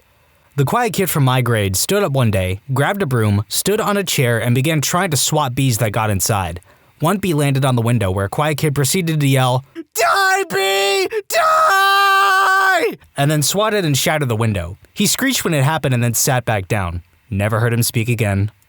One of my students hardly said a word all year until a couple of weeks ago. I was trying to get a group of talkative ones under control and she had enough. She yells out, "Shut the heck up! I'm trying to work, you freaking jerks!" Awkward silence followed because I didn't know how to handle the normally studious and quiet one losing it. I was like this in middle school. Not exactly quiet, but I never really socialized except with people right beside me in the form of asking for a pencil. One day, the classroom jerk happened to be more jerky than I could stand for, and I stood up out of my seat and yelled at him and sat back down. The entire class fell silent, but he never got that jerky again. I was best friends with the quiet kid in middle school. It wasn't so much shocking as the stupidest thing I've heard him say. He got this 1,000-yard stare all of a sudden and just said, "I can't remember what color my dog is." My dad is very quiet, to the point that it makes most people uncomfortable, even me sometimes. One day we're at the park and a woman walks past us and my dad quickly says, "What if I punched that woman in the face and said, 'Sorry, I thought you were my wife'?" In high school, there was this really quiet girl named Grace. She was a pleasant person, but wouldn't say anything more than hi or sorry unless you asked her something. Even then, she'd appear terrified. It was at prom, and I was in the parking lot of the venue we had prom at. I lost a contact and had to run to my car to grab my glasses. In the parking lot, Grace was smiling and walking from her car. She looked at me, laughed, and said, "My prom date just pleasured the heck out of me." I still laugh about it to this day. He started to attack someone in my class with a table when the teacher got a cup of coffee. That was quite something. Wait, he attacked another guy with a table? That's like a whole new level of angry right there. I was in marching band in high school, probably 7 years ago now, and we had this huge muscular guy as our brass instructor. He would always yell at us to nail these chords or, "You're not playing loud enough." There was this little Asian trumpet kid that was so innocent and nice, he hardly ever spoke a word. One really hot afternoon, our instructor was being especially loud and said, "Why don't the trumpets blow hard enough?" Dead silence across the field as all the brass are waiting for next instructions. Then we hear, "What isn't your mom blow me hard enough?" from quiet trumpet kid. Needless to say, we all laughed, got push-ups, and laughed some more. Wow, literally this question came at a perfect time. I was just thinking about this, and it was by far in sophomore year of high school. This kid was so odd that honestly, no one ever really noticed him, but one day he's sitting across from me at a table, and he sees this one girl in really tight shorts and goes, "Man, I could have my head up her butt for months." It was pretty shocking. 72 virgins is nowhere near enough virgins for eternity. That's like a week's worth of virgins. I went to middle school and high school with this boy named Daniel. Never once heard him say a word. A friend of mine said he would whisper sometimes. The night of our senior party, we heard some music coming over from the corner where the karaoke machine was set up. At first, no one really noticed him because people had been singing on it all night, and most people stopped paying attention. But this was different because no one was singing and the music was playing. The DJ stopped the music and started the song again. Daniel was standing there looking frightened. But this time around, when the song started, he began to sing. Everyone in the room stopped what they were doing and just crowded around him. He wasn't a great singer by any means, but 99% of the people in the room hadn't ever heard him talk. When the song was over, everyone started clapping and cheering, and he walked away with a big smile on his face. I actually really like that story. No matter what you do, there are always people who will support you. In kindergarten, there was this kid, Donatel, and he never said a word. He was nice enough, played games and everything, but completely silent. One day we were looking out the classroom window as a cop drove by. Donatel opens his mouth and says, "Police car." At the time, we were all excited to hear him speak, but looking back, that kid must have had some real dark history. In high school, I had first level Spanish with this kid who was super quiet. At the end of the year, we all had to give a speech in Spanish in front of the entire class. This dude stood up and gave a speech, not in Spanish, but in a language that he had spent the entire year inventing. Playing rugby, hooker fails completely at line out. Someone shouts jokingly, "Does anyone know any good hookers to replace Patrick?" Quiet to score on the team. Never hear him say anything. Maybe Patrick's mum can help. Proceed to fall on floor. So this isn't so much what he said. The seniors played locker pinball with the underclassmen. It's exactly what it sounds like. They bounced one little guy constantly, made him late for class a lot because they keep him bouncing so long. Well, one day, they were bouncing him and he super politely said, "Please stop, you're hurting me." Obviously, the seniors bounced him harder. Apparently, that was this kid's breaking point because he leapt onto the nearest senior, who just happened to be our star basketball forward. The little freshman bit into the senior's neck and literally tore a mouthful of skin off. He just stood there with this piece of bloody skin on his shirt, growling at everyone. Needless to say, no one ever screwed with Mad Dog Mike after that. Jeremy. This guy was so silent that we believed he was a mute. The school had just recently painted the bins in all kind of weird styles. As our group was walking somewhere at lunchtime, we passed a bin that was covered in handprints. He offhandedly goes, "That bin is handy," leaving us dumbfounded at his pun bomb. We sat in the classroom, I think in 5th grade. My friend had done a PowerPoint presentation about Eminem. He talked about that he lived in a trailer as a young boy, and the quiet straight A student stands up and says, "Just like you," and asks to use the toilet. No one understood anything of what just happened. We live in North Europe. It's practically no one that lives in a trailer here. My friend didn't. If anything, I think that student was just looking for an excuse to be out of pocket. This one is pretty serious, so just a fair warning. Nothing. Let me explain. I took a class with Sung Hui Cho, the Virginia Tech shooter, one semester before the shooting. The class was called Contemporary Horror. It was a one-time elective offered by my favorite professor. We read horror novels and watched horror films, and discussed the craft of creating scary stories, but also how they reflected or represented their era's fears. It was a great class. There were only about 15 students, and it was discussion-heavy. Cho was one of them. I honestly never noticed him, even in that small class, until halfway into the semester. He wasn't quiet, he was silent. So on the day we all finally noticed him, our professor asked him something directly, and Cho just stared at him. I can't remember the question, but the nature of it meant silence was potentially an acceptable and funny response, so we all laughed.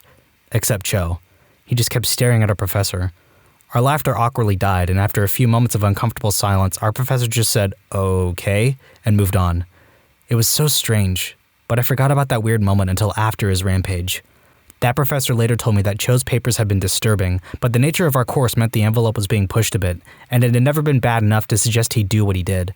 That professor was a good man, and he admitted he struggled with not blaming himself on some level for 1, not identifying how severe Cho's mental health problems were, and 2, for the graphic and terrible nature of some of what we watched in that class, which may have inspired Cho. He knew that it was bullcrap, but a part of him couldn't help but feel some blame. It was terribly sad. Hopefully this next story will lighten some things up. There was this one quiet girl in my class, and she would never say anything. This was around 3rd or 4th grade, but I would always try and get her to talk. I would be nice, like when she had no paper in her binder, I'd take notice and give her some before she can ask. When she was searching for a pencil in her bag, I gave her an extra one I had. It was like small little acts, picking up her pencil when she dropped it, etc.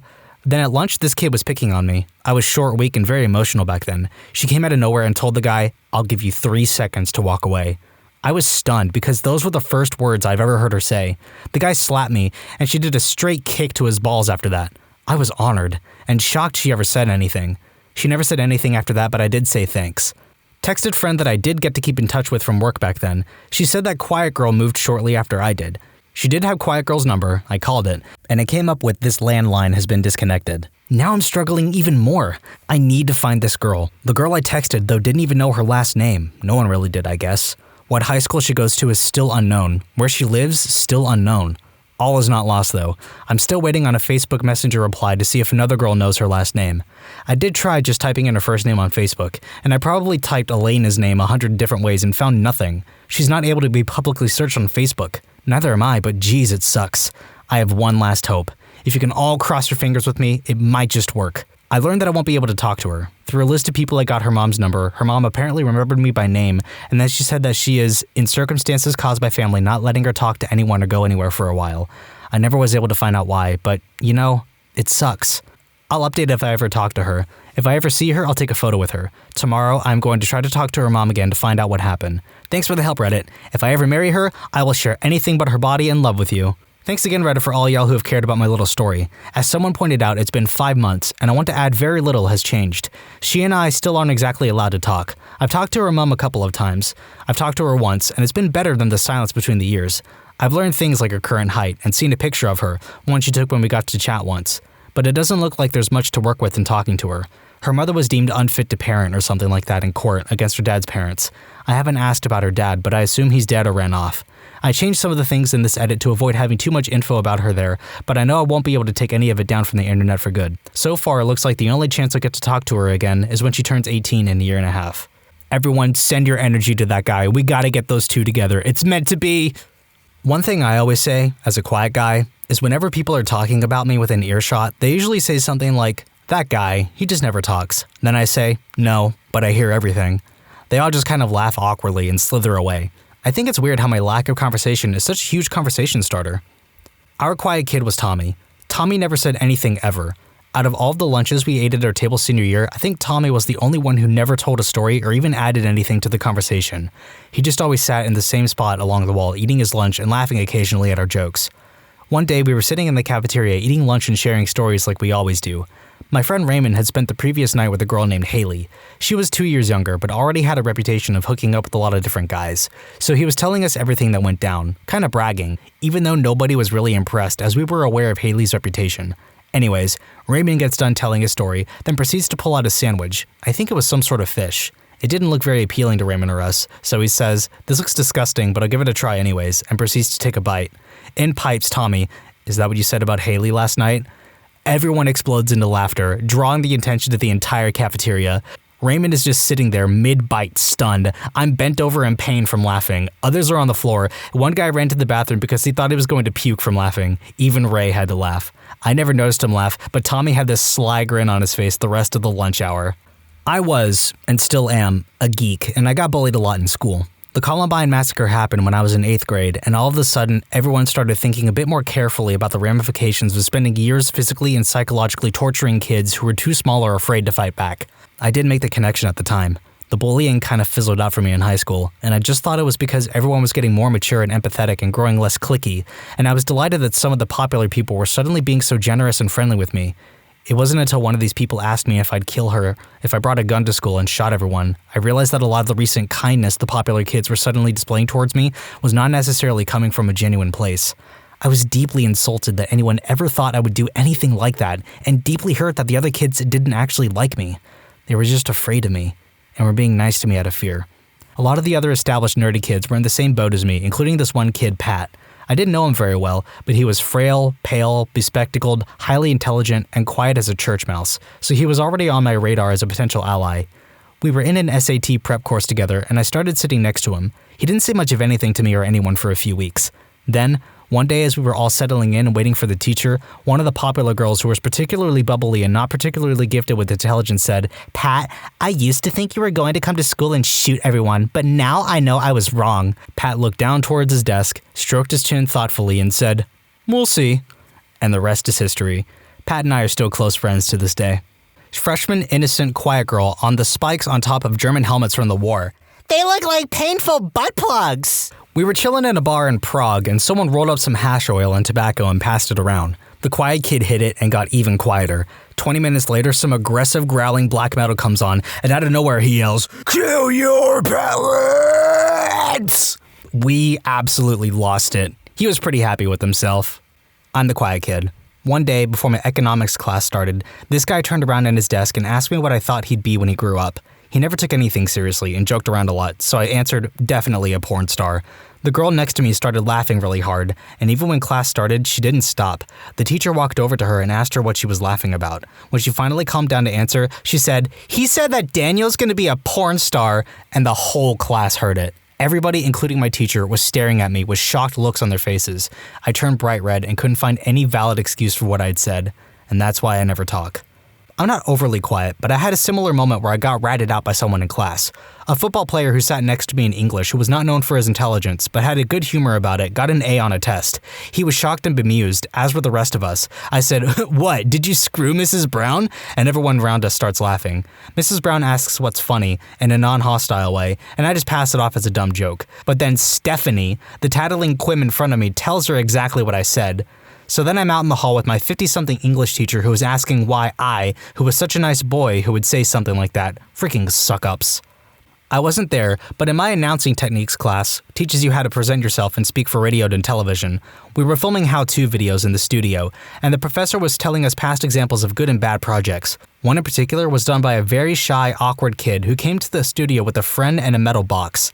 He so casually proceeds to pull a bunch of knives out of the box and film his video on the best ways to use the knives in combat, with very specific and effective ways to kill somebody using his friend as a dummy. He was very volatile with his movements, and his friend apparently didn't even bat an eye. The professor then explained that despite how uncomfortable it made him and the rest of the class, he had to give him an A because his presentation was actually put together pretty well. Quiet kid sneezes. Boy behind her, "God bless you." Her, "God isn't real." An annoying friend, "Dylan, you're so freaking stupid sometimes." Dylan, "At least I don't suck massive eggplant all the time." Someone once turned to me and said, "Dude, you're always so quiet, like a serial killer or something." I immediately responded, "Thank you." Looks of shock and horror as I realized what I said. In college, our fraternity had a pledge who was clearly awkward with girls, but was otherwise a real cool guy. Normally, Dan was super proper and a bit shy when talking to girls, but not this night. On this night, when Dan was asked about what kind of girl he wanted to date, he told our sweetheart, "The kind of girl who loves to be crushed." I'm not sure if Dan ever crushed, but that line became a staple in our frat for a while. I will never forget this as long as I live. It was like perfect cinema in real life. This quiet, weird girl in 10th or 11th grade always wore this giant coat and looked messy. She was a bigger girl and had a sister who was super pretty and skinny and popular. As I type this out, I realize it sounds fake or like a movie. Anyway, this big, awkward, quiet, friendless girl shows up at a talent show at the school. People weren't being obviously mean, but there was definitely an air of what the heck when she came out on stage in her big, messy coat and disheveled clothes. She sat on the piano and started to play and sing and just... my God, it was surreal. She sang this haunting bluesy song no one had ever heard before, and the auditorium just went dead silent. I distinctly remember tearing up, and I'm tearing up 20 years later now just remembering it. Who the heck knew? In middle school, the quiet kid Steven had an arch rival, Robbie. In class, Robbie always seemed to come out on top of their little scuffles, mostly because Steven couldn't really formulate or execute a burn or a comeback. He just rolled over and let Robbie get his insults in until the teacher stepped in.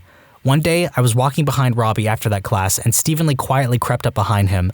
Before Robbie could even turn around, he got as close as possible and said, "If I was to come into your house and kill you while you were sleeping, I doubt anyone would even notice." Then he disappeared into the darkness of the science hallway. I don't remember the exact words, but that was pretty darn close. I was about 55% shocked, 30% laughing hysterically on the inside, and 15% terrified. Robbie never made fun of old Stevie again. I caught him looking at not safe for work My Little Pony pictures on his phone. That was awkward. I was a substitute teacher for a year after college. There was a 7th grade girl that all the other girls adored. At the age of 13, she was already a fake tan cheerleader and thought the world of herself and cared little for her classmates. One day in study hall, she was bragging, lying, to her friends about her string of boyfriends. The other girls were hanging on to every word she said. We'll call her Cordelia. Now, to set the necessary geography of this scene, there was a very quiet boy at the computer in the back of the classroom. He hadn't said a word all period. Anyway, "I just want to date a boy that's dumber than me. That way, he'd do whatever I want because all he wants is, you knows." Cordelia, if you were dating anyone dumber than you would be pushing him around in a wheelchair and wiping drool off his face. Immediately, Cordelia looked at me, dumbfounded. She expected me to yell at him or send him to the office. No matter how hard I tried, I could not stop laughing. It was the most hysterical thing I'd heard all year. My friend told me about how they were watching Little Shop of Horrors in their theater class. There was this one kid who nearly never said anything, but apparently during one of the scenes with tentacles or vines or something, I've never actually seen it myself, out of nowhere this kid says to the class, "Well, I've seen enough hentai to know where this is going." Parents of Reddit, how did your son or daughter's significant other win you over? There are enough threads about how you ended up hating your son's girlfriend or daughter's boyfriend, but what have they done to gain your support? When I was in 10th grade, a guy I liked came over. My dad heard him playing guitar, and apparently that's all it takes for my dad to fall in love. That was the only time we hung out. I'm 31. He still asks about that guy. I was supposed to be one of those good Asian daughters that didn't date until I finished college. I got rebellious in sophomore year and decided to keep dating the guy who took me to winter formal. Mom actually liked him. Dad refused to acknowledge him. One day, my dad mentioned he got a new car stereo and he was going to take it to Best Buy to have it installed. Boyfriend said, nope, let me handle it, and spent an entire Saturday afternoon installing the radio and cleaning up the wires in his dash. Dad loved him afterwards, basically treated him like his own son. Parents didn't even bat an eye afterwards when we started living in sin a couple of years later, but by that time he was an engineer, we were engaged, and I couldn't give a rat's behind. I had been casually seeing a guy for a couple of weeks when one night we were out to dinner and I was having a particularly homesick night. I live 15 hours from my family, and at this point I hadn't seen him in over 8 months.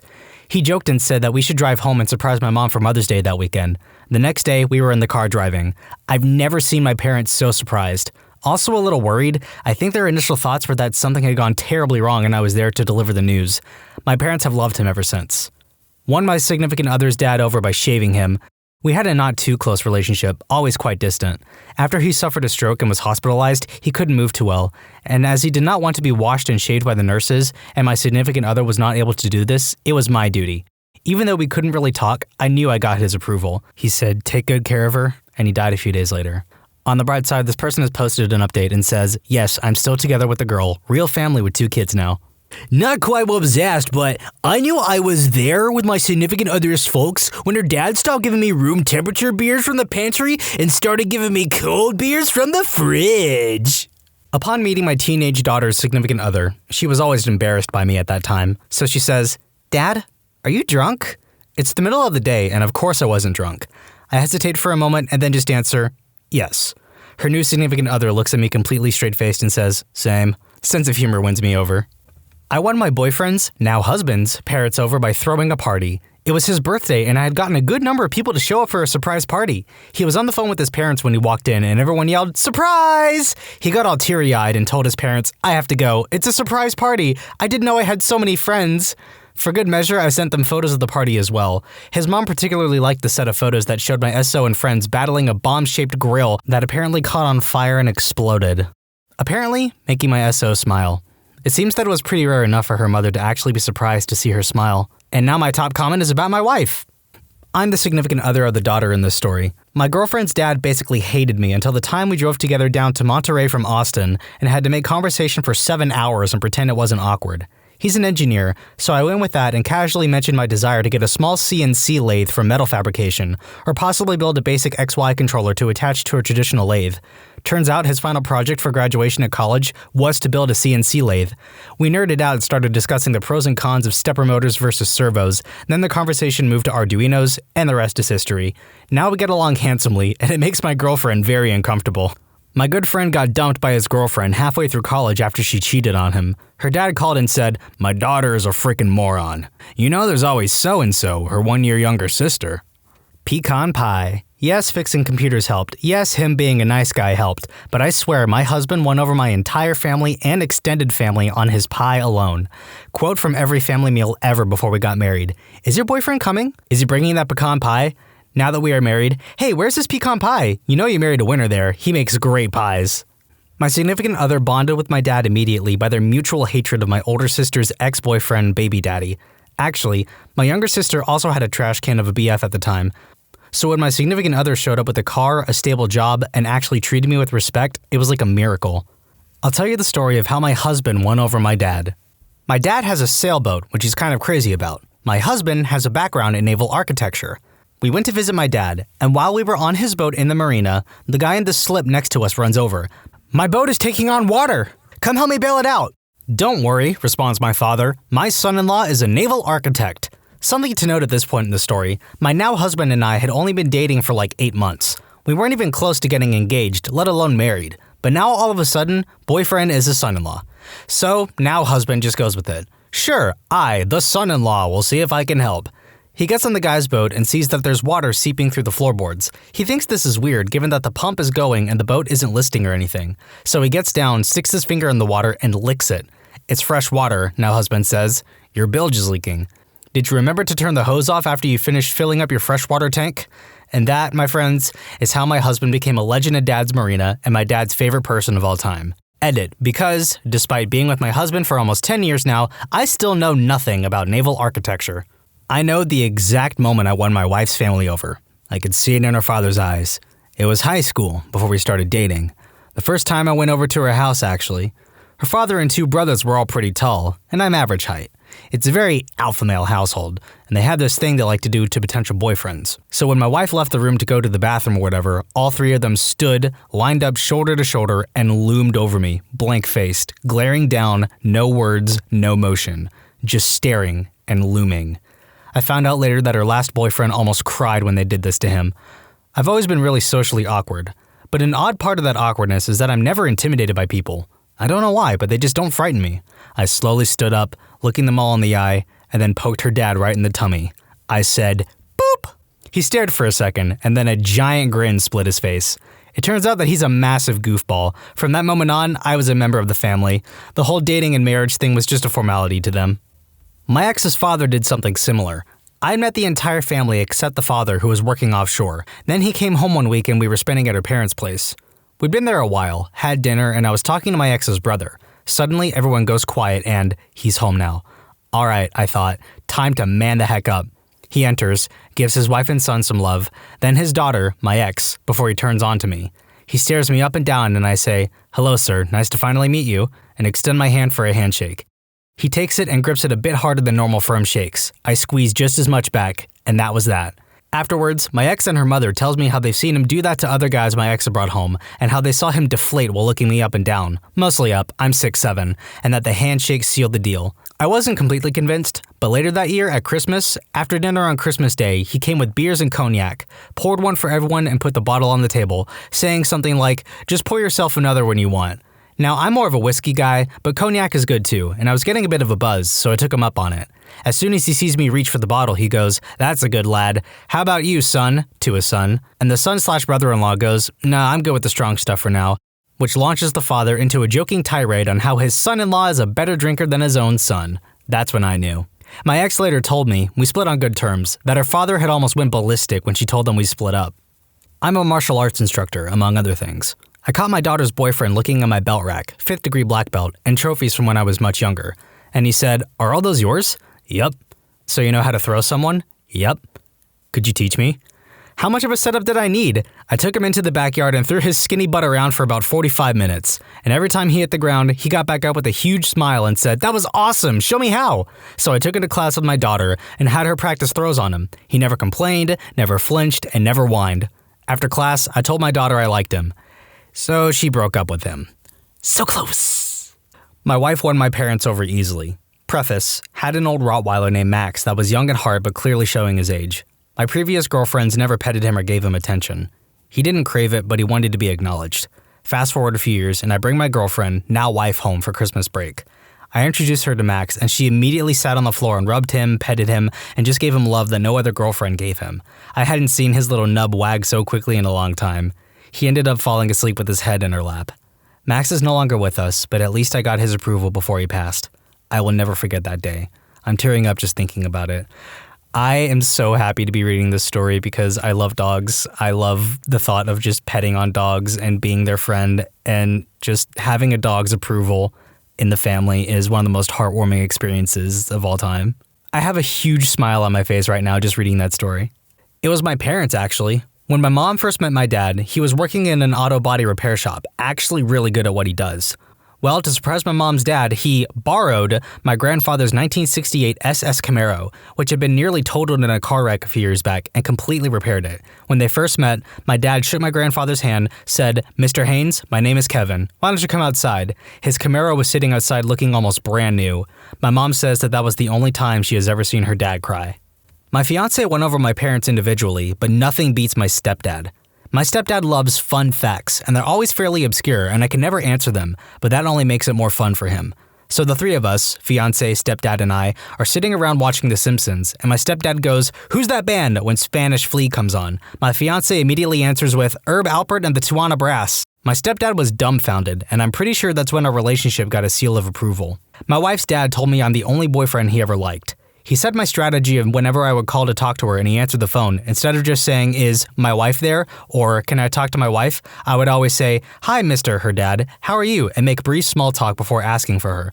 It wasn't a strategy, it's just how I was raised and/or Southern politeness, but it worked. As a Southerner myself, that's common courtesy. I worked in an ice cream shop with my current significant other, and her mom came in one night. Without knowing it was her mom at the time, me being friendly, I struck up a conversation with her while I got her ice cream and food for her. 3 months later, I started dating the girl I worked with, and I immediately recognized her mom when I met her for the quote-unquote first time. The first thing her mom said was, "Well, you already have my approval." I won over my now wife's parents by being able to socialize with them even though we didn't share a common language. We ended up doing some sort of pseudo-charades in order to get things ready for her birthday celebrations. Then I ate some particularly spicy food, which was apparently made just for me. When I ate it and didn't keel over on fire, they thought I was brave enough for their daughter. When I expressed how delicious it was and picked up 3 more, they knew I was part of the family. Apparently fixing all of her family's computer and other technology-related problems doesn't help. In college, I was sleeping with my then boyfriend in his bed, with his roommate also sleeping in the same room 4 feet away, and I wet the bed for the first time since I was out of diapers. I woke up early, and after realizing what happened, tried to sneak out of bed. He woke up to find me humiliated, shaking, and then bursting into tears. He assured me everything was okay, he knew it was an accident, he was still very attracted to me, and let me shower first. When I told my mom how he handled it, she was sold. Now I have to convince her my current boyfriend is just as great. Not a parent, but I'll talk about how my white as Wonder Bread significant other found some common ground with my Middle Eastern parents. Eating meals together is a really important part of my culture. My current SO was willing to try anything and everything my mom put in front of him. My SO came from a household where his mother only ever cooked meat and potato types of meals, and they never ate out at restaurants, so he had a beginner's palate. Still, he tried everything from picked vegetables to rice with weird stuff in it, and even stews that looked like liquid poop. My mom is a sucker for anyone who will eat her food, so she started to like him a bit more after having him over for dinner. This story is about the little things.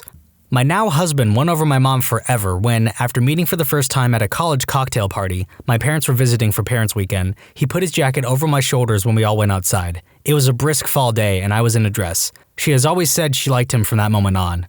33 years later, she wasn't wrong. My boyfriend won my dad over by taking me to several different doctor's offices when I was having medical issues about a month after we started dating. He also stayed calm enough to speak with my parents on the phone and tell them what was going on while I was freaking myself out too much to talk. My dad has always said he likes him well enough with previous boyfriends, but has told me several times he likes my current boyfriend a lot and thinks he's a good guy. My grandmother has never liked any of my boyfriends. She has always told me flat out that she didn't really like them, which hurt me immensely but wasn't really out of character. Pretty much nothing I pursued or achieved was good enough for her. I resigned myself to the fact that she would never like anyone I brought home. She never really warmed up to my mother, even though my mom is an amazing human being. No one was good enough for my dad in her mind. Then one day, she surprised me. After meeting my SO for the first time, she told me, "Well, I didn't expect to like him, but I did. He looks at you when you speak, listens to what you say, and responds in a way that shows genuine interest." That was it. That's all a guy had to do in order to impress my grandmother. I'm slightly horrified that she didn't see those qualities in any of the other men I brought home. That happened 6 years ago, and my SO and I are married now, expecting our first child. According to my girlfriend, I won over her mother when I helped her grandfather get up and down after a surgery and offering to stop by and help him out for a few weeks. I just thought I was being polite. As a brother with a sister who has had a pretty awful selection of boyfriends, there has only been one who has impressed me. He didn't make some huge gesture or do me favors or try to win me over. He cared about her and stuck around. It took a while, but that's the only way he was ever going to get any trust or admiration. My now husband, David, and I met online and were in a long-distance relationship while I was in college near Duluth, Minnesota. We had never met in person before, and I invited him to come see me. I told my mom about the meeting, and she was really paranoid. Call me every day so I know you're alive type of thing. He came, and we really hit it off, and we were having a lot of fun. After day 2, Mom was convinced that he at least wasn't an axe murderer, and after a couple of more days, I decided that I was into him enough that he should meet my parents. I know, poor guy, but this was a good thing in the long run. So I invited them up on that Saturday. They picked us up and we all went out to lunch and made some polite conversation, and we decided we should take a small trip to Split Rock Lighthouse, a famous lighthouse on Lake Superior about an hour from Duluth. I remember that I left my camera in my dorm, so we swung by so I could pick it up. I left David in the car with my folks, alone for just a few minutes. While I was gone, my dad joked, "Quick, let's drive off," to which David, who has a very sarcastic dry wit, responded, "I knew that one way or another this trip would end with me dead in the woods." There was a shocked pause and then my parents started cracking up. When I returned, it was clear the ice had broken, and they relayed what had been said to me. My mom was like, "I think he'll fit right in." She often related the story, characterizing it as the moment she decided that David was right for me. Luckily, I agree. I am a white American man married to a Japanese woman. Here's the story of how I won over her dad, then got him to hate me, then won him back. While we were dating, I was living and working in Japan, and I won over her dad because I could tell puns in Japanese, his favorite style of humor, and because we shared common interest in films and music. We also just got along well in general. However, he was very old-fashioned, and so my then-girlfriend opted to not ever tell him that we were officially dating, even though it was obvious. My company ended up transferring me to Canada, so my girlfriend and I decided to get married in a hurry so she could go with me. When we announced this to her dad, his eyes instantly turned red as he realized his daughter was leaving the house and the country. Tearfully, he asked me what my plans were for my career, how I would take care of her, etc. Somehow, none of my answers seemed to please him, and the night ended with me feeling like I had screwed up pretty bad. He didn't speak to me for more than 3 weeks, and I knew he resented me for taking his daughter. Then my parents and 3 of my siblings came to Japan to be there when we signed the legal marriage documents, even though we were planning to have a real wedding 1 year later. Both families got together for a fancy, and my family saved my butt. They brought gifts for my future in-laws, told stories, jokes, and treated them like royalty. My future in-laws loved my family, and by the end of the week, I was newly married and my new wife's father treated me like a son of his own. We have gotten along famously ever since, and I credit that all to my amazing parents, brothers, and sisters. Funny end note, we had a real wedding 1 year later at my home in Chicago. My wife's father's speech ended up being the highlight of the night. It went something like this, paraphrasing. 150 years ago, Admiral Perry of the U.S. Navy came to Japan, pointed his ship's cannons at Tokyo, and demanded that Japan open itself to the West for trade. In much the same way, James came into our lives and pointed his cannons at my family. But just as the U.S. and Japan came to be close allies and friends, so too has James grown to be a close friend and member of our family. Everyone told me it was the best part of the wedding. My parents are pretty traditional and really like the idea of any potential boyfriends asking my dad's permission to date me. However, after 3 years of undergrad, living away from home, and inevitable casual boyfriends, they had kind of come to accept that this was not going to happen. I made this joke after a one-night stand made it clear he wanted to date me. We went on a few dates and things were progressing well. However, I was surprised one day to hear that my father and brother were coming to visit the city for a day. Turns out this guy had contacted my brother on Facebook and was taking him and my father out to lunch to ask permission to date me. This one-night stand is now my husband. My son's girlfriend won us over by helping us bring him back to dressing like a human being. Despite being an olive-skinned, thanks to my distant Italian relatives and my wife being Hispanic, middle-class boy from the suburbs, he dressed like a hardcore rapper. He looked ridiculous, as besides everything else, he was almost 6 feet tall, so sagging pants and shorts would have to be elephant-sized to work. I'm not sure why he went through that phase, as even during it he was fairly well-mannered. There's a lot of other reasons, not least of them being that she is the daughter of a childhood friend of my wife, and thus for the same ungodly remote town she's from, current population 150-ish. I cajoled and demanded, and he didn't change. She batted her eyelashes, and he did. She won him and us. This is a story from my significant other's parents. It was first year of university, and it's still summery outside. Every night for the first week here was drinking and partying on the quad and in the dorms. Well, at the time, I had met my significant other once in the hallway, and that was it. Well, one night, she goes out and gets blasted because her previous boyfriend was always partying despite her protests.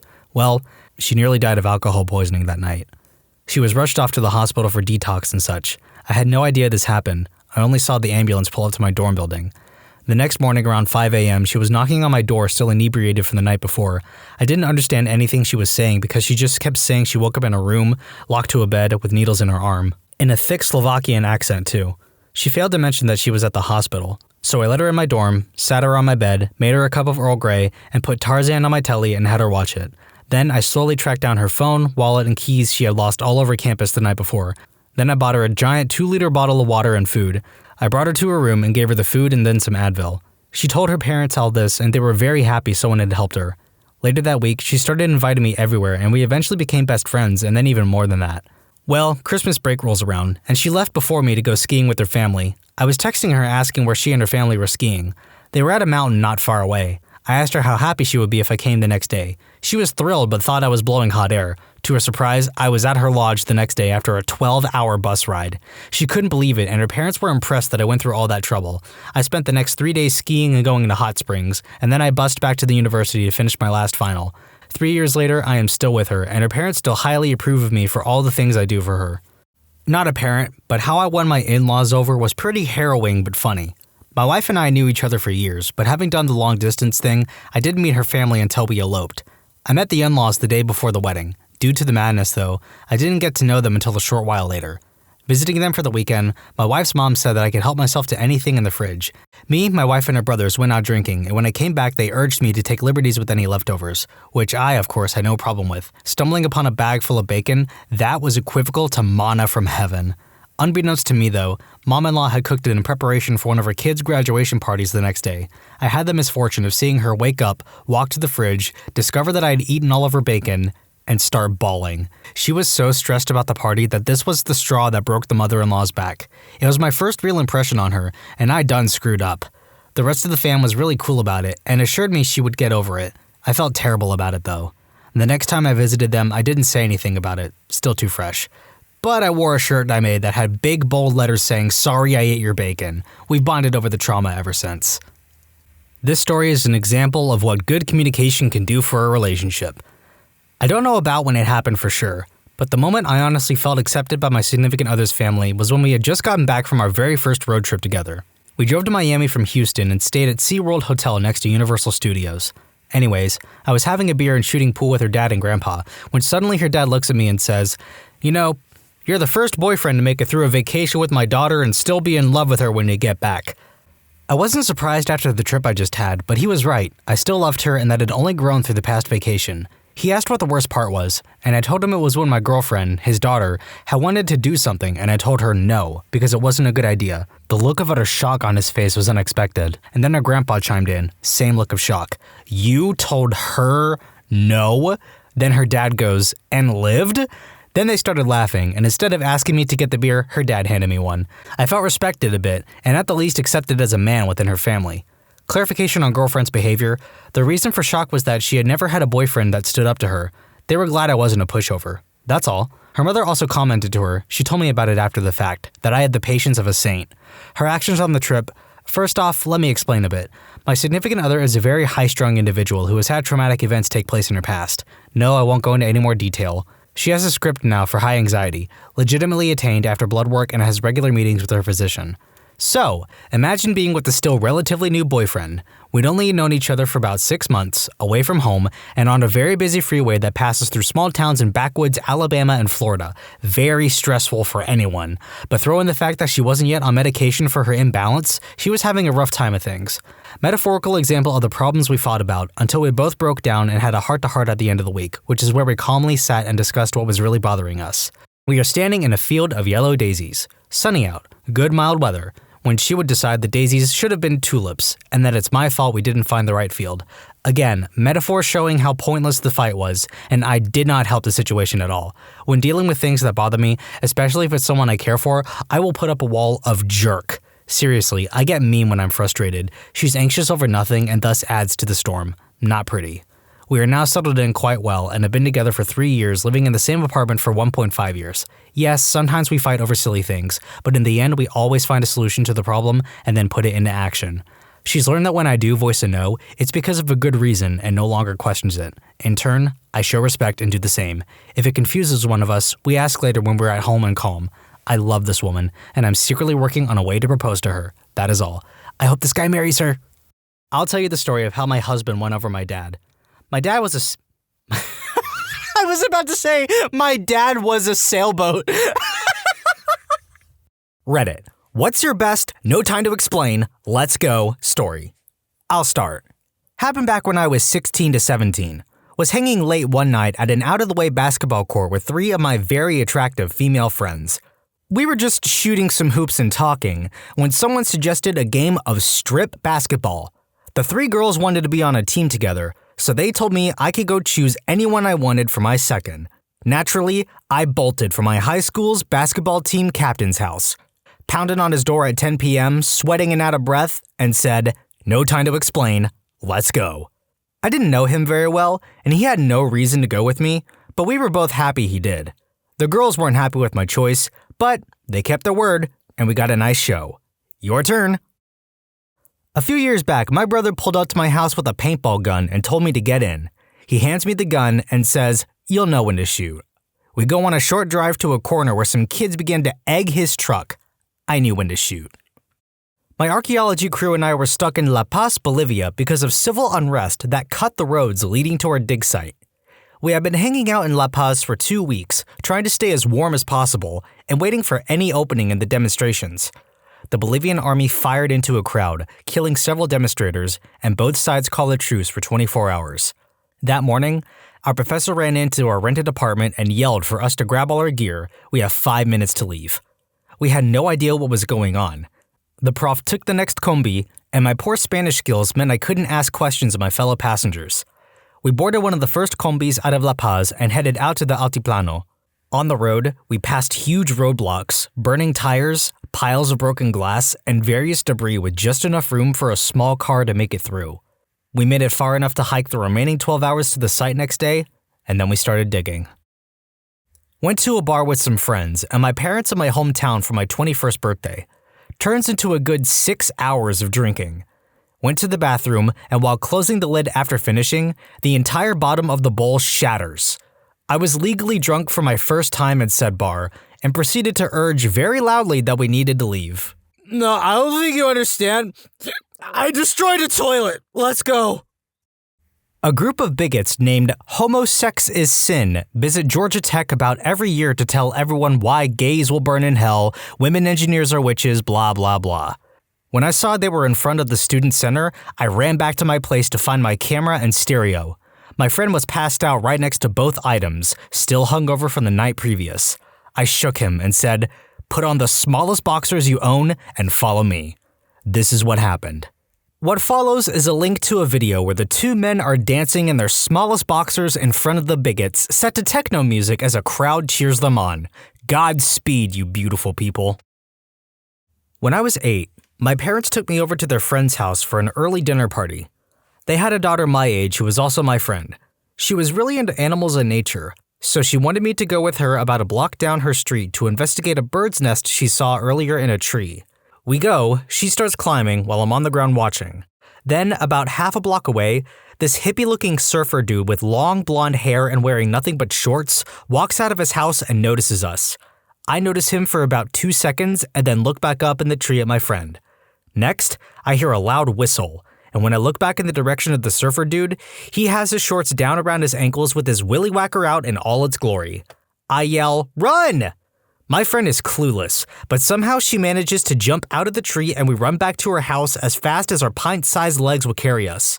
Luckily, my dad and her dad were right inside, and when I yelled, "There's a naked man chasing us," they were outside almost immediately. They find the surfer dude standing right in front of their driveway. I remember my dad saying, "Hey man, are you pulling your pants down in front of children?" And the guy responding with something like, "Screw you, man," and then walking away. The amazing thing is that we called the cops and they came over to file a report, but they recommended not pressing charges because the guy knew where we lived and might seek revenge. This was back in the mid-1970s. Hurricane Charlie. Was going to do a normal ride out the storm situation and play video games and eat junk food all weekend while it rained outside.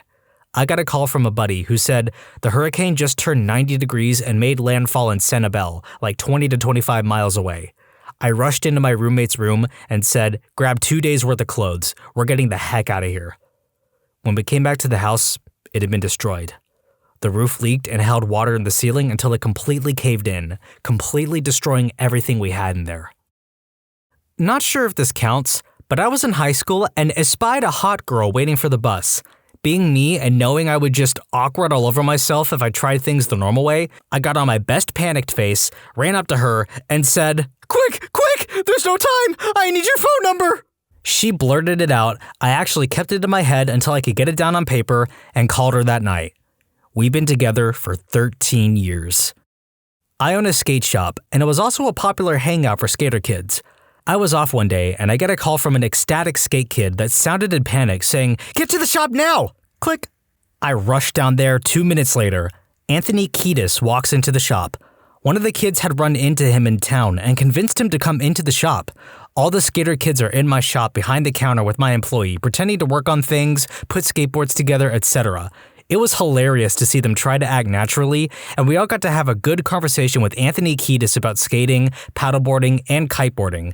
He signed a girl's skate deck for our Wall of Fame that I still have. He's been back every year since then and is a regular customer. This past summer, I delivered paddleboards out to his vacation home. For the uninformed like I was before I read this post, Anthony Kiedis is the lead singer of Red Hot Chili Peppers. And now, it's time for a pheasant tangent. Got a phone call from my sister one evening, and when I picked up the phone, she was clearly running and out of breath. I could just make out her saying, "Open the front door," before the line went dead. So I ran to the front door, picking up the heaviest thing I could find along the way. It was a climbing helmet. Wrenched the door open and moved out the way just in time to see her bolting into the house past me. I slammed the door and wait for her to catch her breath. There was a giant pheasant chasing me all the way from Tesco. Don't worry, ma'am. I've got this. With that, I donned the climbing helmet and told her to call the police if I wasn't back in 5 minutes. When I was a kid, my village had an evil jerk of a pheasant that would chase old ladies down the street. You could look out of the window and it would be strutting around the village square waiting for a pensioner to attack. Anyway, one day I was out in the garden with my dad, who was plucking a dead pheasant, and this devil bird jumped up onto the high fence and looked at us. I'm not kidding when I say it had the craziest look in its eye. I asked my dad to use my water pistol to blast it, so he pumped it to full power and shot the pheasant in the chest. This crazy bird just gripped the fence for the entire time it was being savaged by the jet of water from my Super Soaker 2000. It didn't fall off, and only flew off of its own accord about 10 minutes later. Then a day later I saw it dead in the road. When I was about 13, my buddy and I rode our bikes to the local Kmart to be bored, obnoxious teenagers. Real quick, this story is from 11 years ago, so oh my god, I feel old now. Anyway, tossed some Nerf footballs over the aisles, ran around, mocked things. Then I thought it would be funny to spray my buddy with the perfume sample. He didn't think it was funny at all and started chasing me.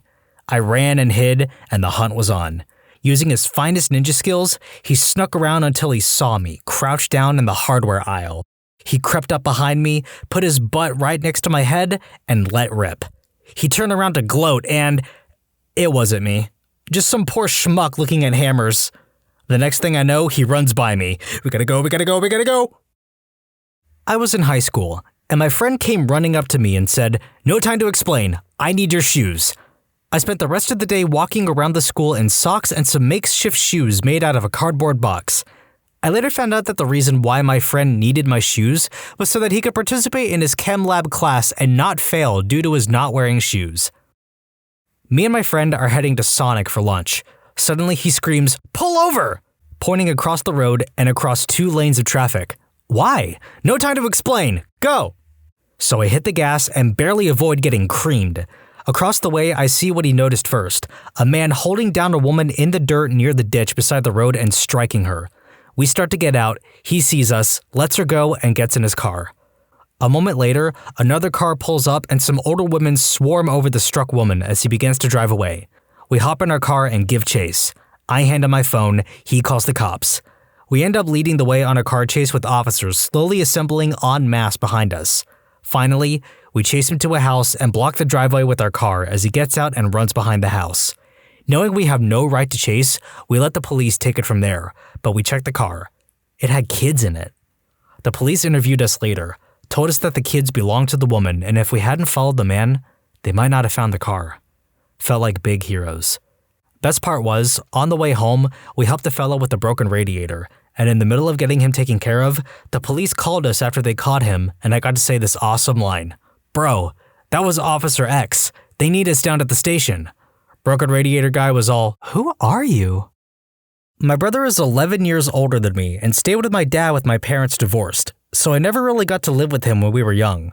When I was about 14, he barged into my room at 4 a.m. and told me to pack your crap for 4 days. Our flight leaves in 2 hours. Soon after, I was on a plane. Turns out he had planned us a trip to Colorado to go snowboarding and told no one but my mom 1 hour before he told me. My dad working in the World Trade Center heard a huge crash several floors above him. Boss looks at him and says, "No time. Let's go." He lived. About 11 or 12 years ago, I was taking my dog for a walk in the forest behind the local elementary school. He seemed all anxious to get off leash, so I unleash him since I figure he wants to run around and pee on everything. The moment I let him off leash, he starts barking at me. In hindsight, my best guess is what he was trying to convey was no time to explain, let's go. And then he bolts. I'm ticked off and start chasing after him, but he was fast, even by dog standards. Turns out on the other side of the woods, there was a middle-aged guy who had exposed himself to a group of young girls. They ran away screaming, and he was trying to make a grab for one of them. It was at this moment that my dog came bursting out of the woods like Lassie or Rin Tin Tin or some crap. My dog was popular among the kids, so they knew him. They screamed his name and ran towards him. The pedo bailed, with his Johnson still hanging out of his pants. I was fully prepared to reprimand my dog for being a jerk. Then I found out what happened. He got steak for dinner. Freshman year in college at a school in Boston. Sick as a dog. Newfound ROTC friend with similar taste as myself comes running into my room and tells me he needs me. I tell him I'm sick and can't go anywhere. He refuses my denial and forces me to come with him. Flash forward 45 minutes in a car, and we are arriving at Gillette Stadium. Turns out there is a Halo 3 tournament being held for Army recruitment purposes. He is very aware of my Halo skills due to the sleepless nights we spent when Halo 3 first came out. Ended up placing second, and along the way beating Jared Mayo. He was physically upset and said he wanted to kill me. Felt awesome to beat a professional football player at something. All of this occurred in the box seating of an empty stadium, which we have an amazing view of. So surreal. Army recruitment via Halo 3? Are we fighting the Flood? Is Area 51 home to the Flood? Wake up, sheeple! The government is hiding aliens under our freaking noses! My wife and I went to Scandinavia in the winter for our honeymoon. First Copenhagen, then Helsinki, then northern Finland. Yes, this is an odd choice. Our flight got diverted, and en route to Copenhagen, our luggage, including all of our winter gear, was lost, and the airline was unable to locate it for the 4 days we were in Copenhagen. However, we made friends with one of the customer service agents at the airport. We returned to the airport on the day of our flight to Helsinki, still with no luggage, and dreading the Arctic cold we were about to fly into. Temperatures were in the single digits in Finland, but unable to do anything about it. Magically, we found our luggage at the airport that morning and went through security to our gate. It was about half an hour before boarding when our friend from customer service on the other side of the airport ran out to us and said, "Follow me and don't ask any questions. We don't have much time and there is something I must do for you." Then he led us through a series of back hallways in the airport to his office. "What I'm about to tell you, you must tell no one else," he said. "In 20 minutes, our pilots are going to announce a strike, and all our flights will be grounded." This was in no way public knowledge. He put us on another flight to Helsinki with a different airline, and we watched in gratitude and amazement from the Finnair terminal as the strike was announced, and our original flight, along with every single other SAS flight leaving Copenhagen, was grounded. Epilogue: we found ourselves in Copenhagen again a year later, and we went to the airport specifically to try and find our friend and thank him, but it was his day off. I'd ask Reddit to pass on my thanks, but I'm pretty sure what he did was against company policy, and I wouldn't want to get him in trouble for doing a good deed for a young couple. I was at a house party over the summer that started going a bit south, so my friend and I decided to just get in the car and drive home. We got to the car and were waiting for the third guy in our group when a very, very drunk guy came up with his red Solo cup of beer. We were friendly to him, asked him what he was drinking and all. He decided the best reaction to this was to throw the beer at me while I sat in the car. After this happened, I noticed a group of about 7 or 8 more drunk people ambling towards the car. They did not look happy. My friend decided the best response to this was to go to the back of his car, grab his shotgun and 2 shells. Oh crap. He stood next to his car with the drunk people slowly approaching and yelled at them once, "Get away from my car," while loading the shells. They did not stop. He fired once into the air away from them, cocked the gun, and said again, "Get away from my car." About a third of them left after that, so he fired once more and the rest scattered. He had just fired a gun at a house party. Twice. Oh crap, oh crap, oh crap. Our friend then came out of the house screaming. No time to explain, let's go. We never went back to that house. TLDR, nearly drunken brawl broken up by shotgun. Walking home from playing football in the park, and my dad, aggressively speeding down the road in his car, brakes hard next to me. He looks angry as heck, and my little brother is crying, and he sternly says, "Get in." I roll with it, and he speeds around the park looking attentively out the window. My little brother points at a group of lads, maybe 16 to 17 years old, One of them is running with my little brother's glasses. He's only about 10 years old. My dad jumps out of the car, rugby tackling the lad to the floor. My dad is huge, and the lads look petrified. My dad absolutely bawls at them for about 5 minutes, and after that, he gets back in the car, and then we go to McDonald's. Dads out there listening to this right now, if you aren't willing to body slam someone for your kid, what are you doing with your life? I was at a sporting event with some friends. Wow, it was 10 years ago. Now I feel old. The bleachers were metal benches on concrete and set up amphitheater style, going down a hill and all the concessions and bathrooms on the top of the hill behind us. It's about halftime and I'm thirsty. I also see that it's starting to cloud up. I tell my friends I'm gonna go grab a drink and be right back. I walk to the top of the stairs and I see the biggest, nastiest thundercloud I have ever seen, and it's about to crap bricks right on top of us. I hauled it down the stairs, grab the friend closest to the aisle, and yell, "We gotta go." It takes a second for it to register, but everyone grabs the important stuff and then follows me up the stairs, across the food court, and into the bathroom. Suddenly, the temperature drops by at least 10 degrees. The wind gusts. The last friend in almost lost her hat. Seconds later, we hear a huge clang on the tin roof of the bathroom, and then another, and then another. Then out the door, we see golf ball to orange-sized hail everywhere. TLDR, I saved my friends from being caught in bleachers in a nasty hailstorm. It was the middle of the night on a road trip with a friend. She's a city mouse, I'm country. I was driving, she was sleeping, and I started to get sleepy. So I pulled off the highway onto a barely paved road and followed it for a while until I found a wide shoulder to pull off. I parked and we got out so she could have a cigarette. There were loads of stars and we leaned against the car having one of those hushed middle-of-the-night conversations. Then I heard rustling in the woods 8 feet from us. At first I ignored it, but then I realized there was a pattern. I'd hear it at the 10 position, then at 2, then back to 10.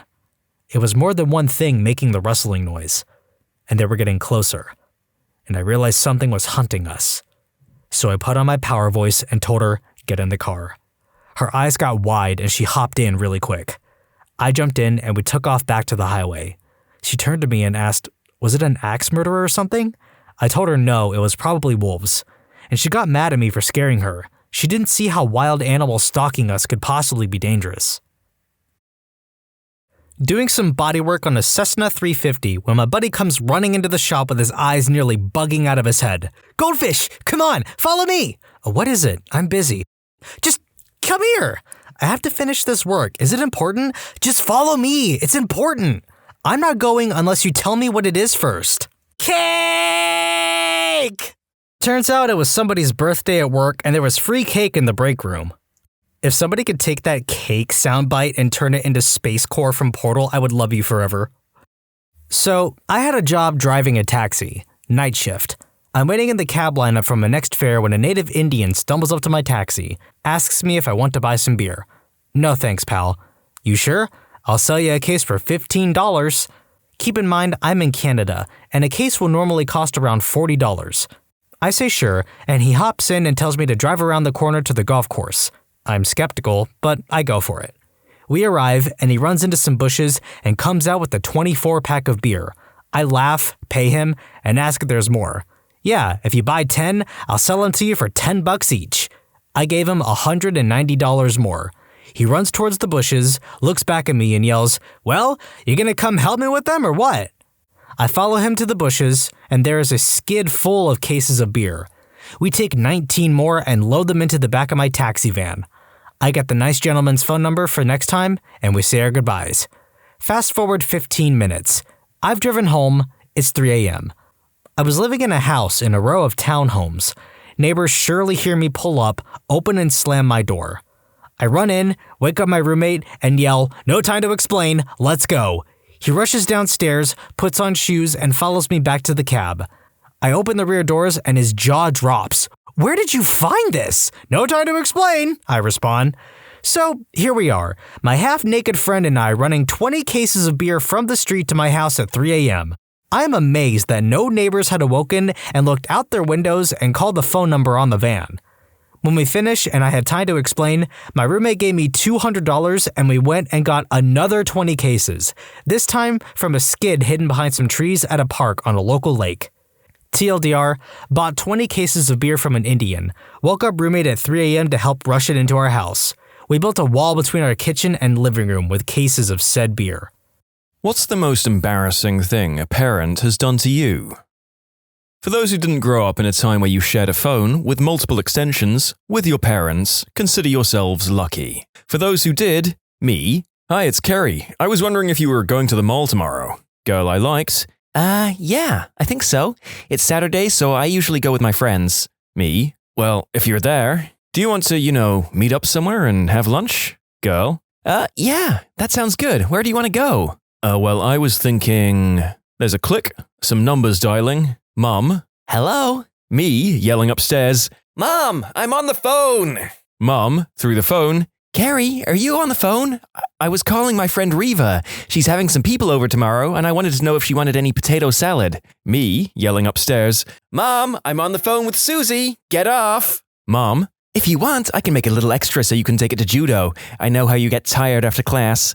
Oh, I hope I get to go this week. You look so handsome in your judo outfit. Click. Me. Sorry, Mom can be so embarrassing. Mom. I don't think she's there anymore, honey. My dad was worse. I distinctly remember having a conversation with my best friends over the phone about a boy I liked, and my dad just chimed in with, "Oh, who's Jackson?" because he'd been listening on the other line the whole time. Had my first boyfriend in middle school and brought him home one time. At one point, my mum made him bring me my clean laundry. And by that, I mean a single pair of pink High School Musical underwear. I cried from embarrassment, but he was actually pretty cool about it and comforted me. Then, he cheated on me.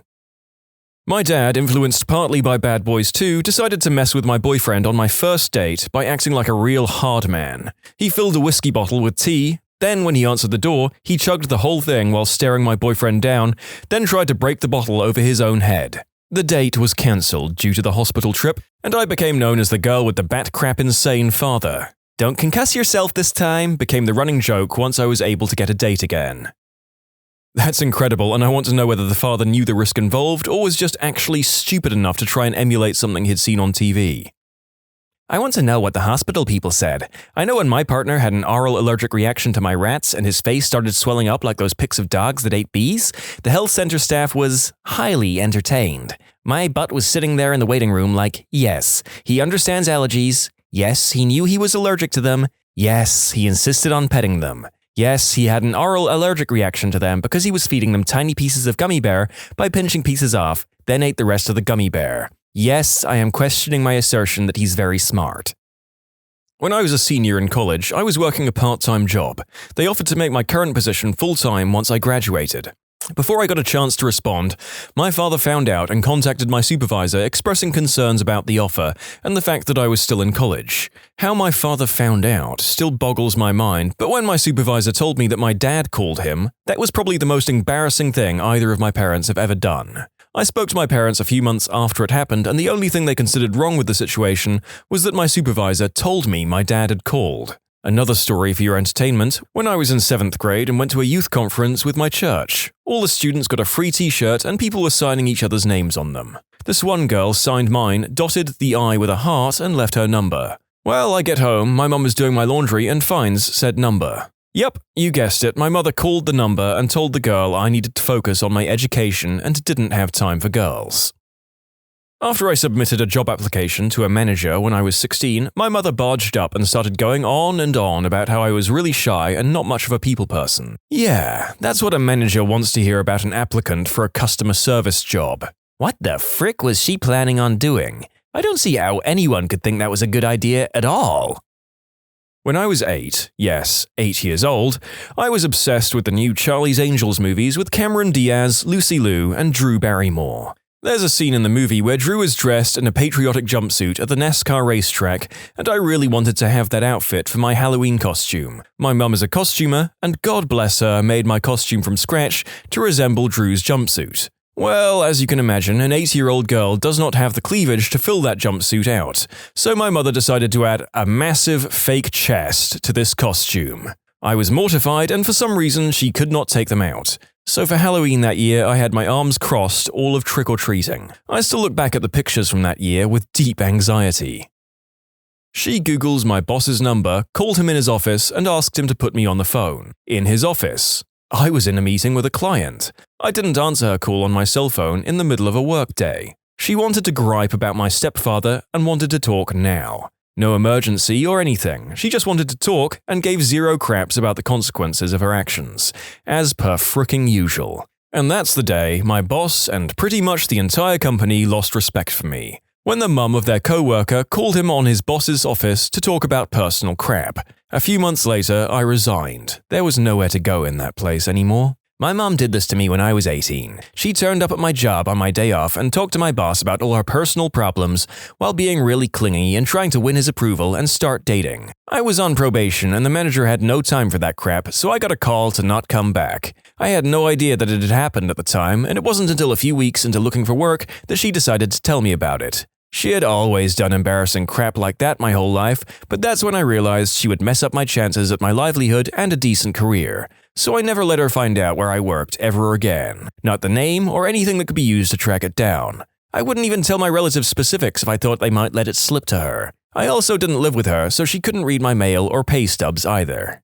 Is anyone else getting baffled at apparently how common it is for mums to completely ruin their children's ability to obtain and keep jobs? I can't believe that any of these people lacked the social intelligence to work out that it could only go negatively.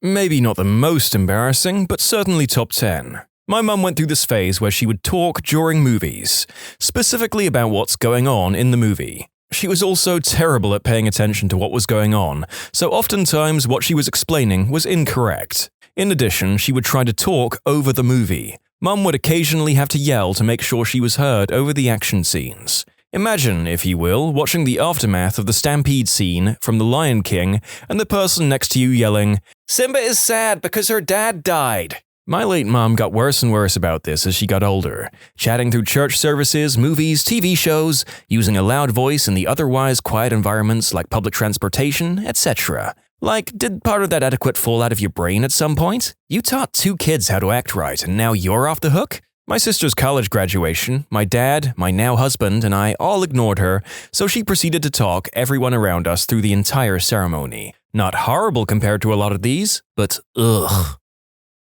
Unfortunately, this isn't a fun story.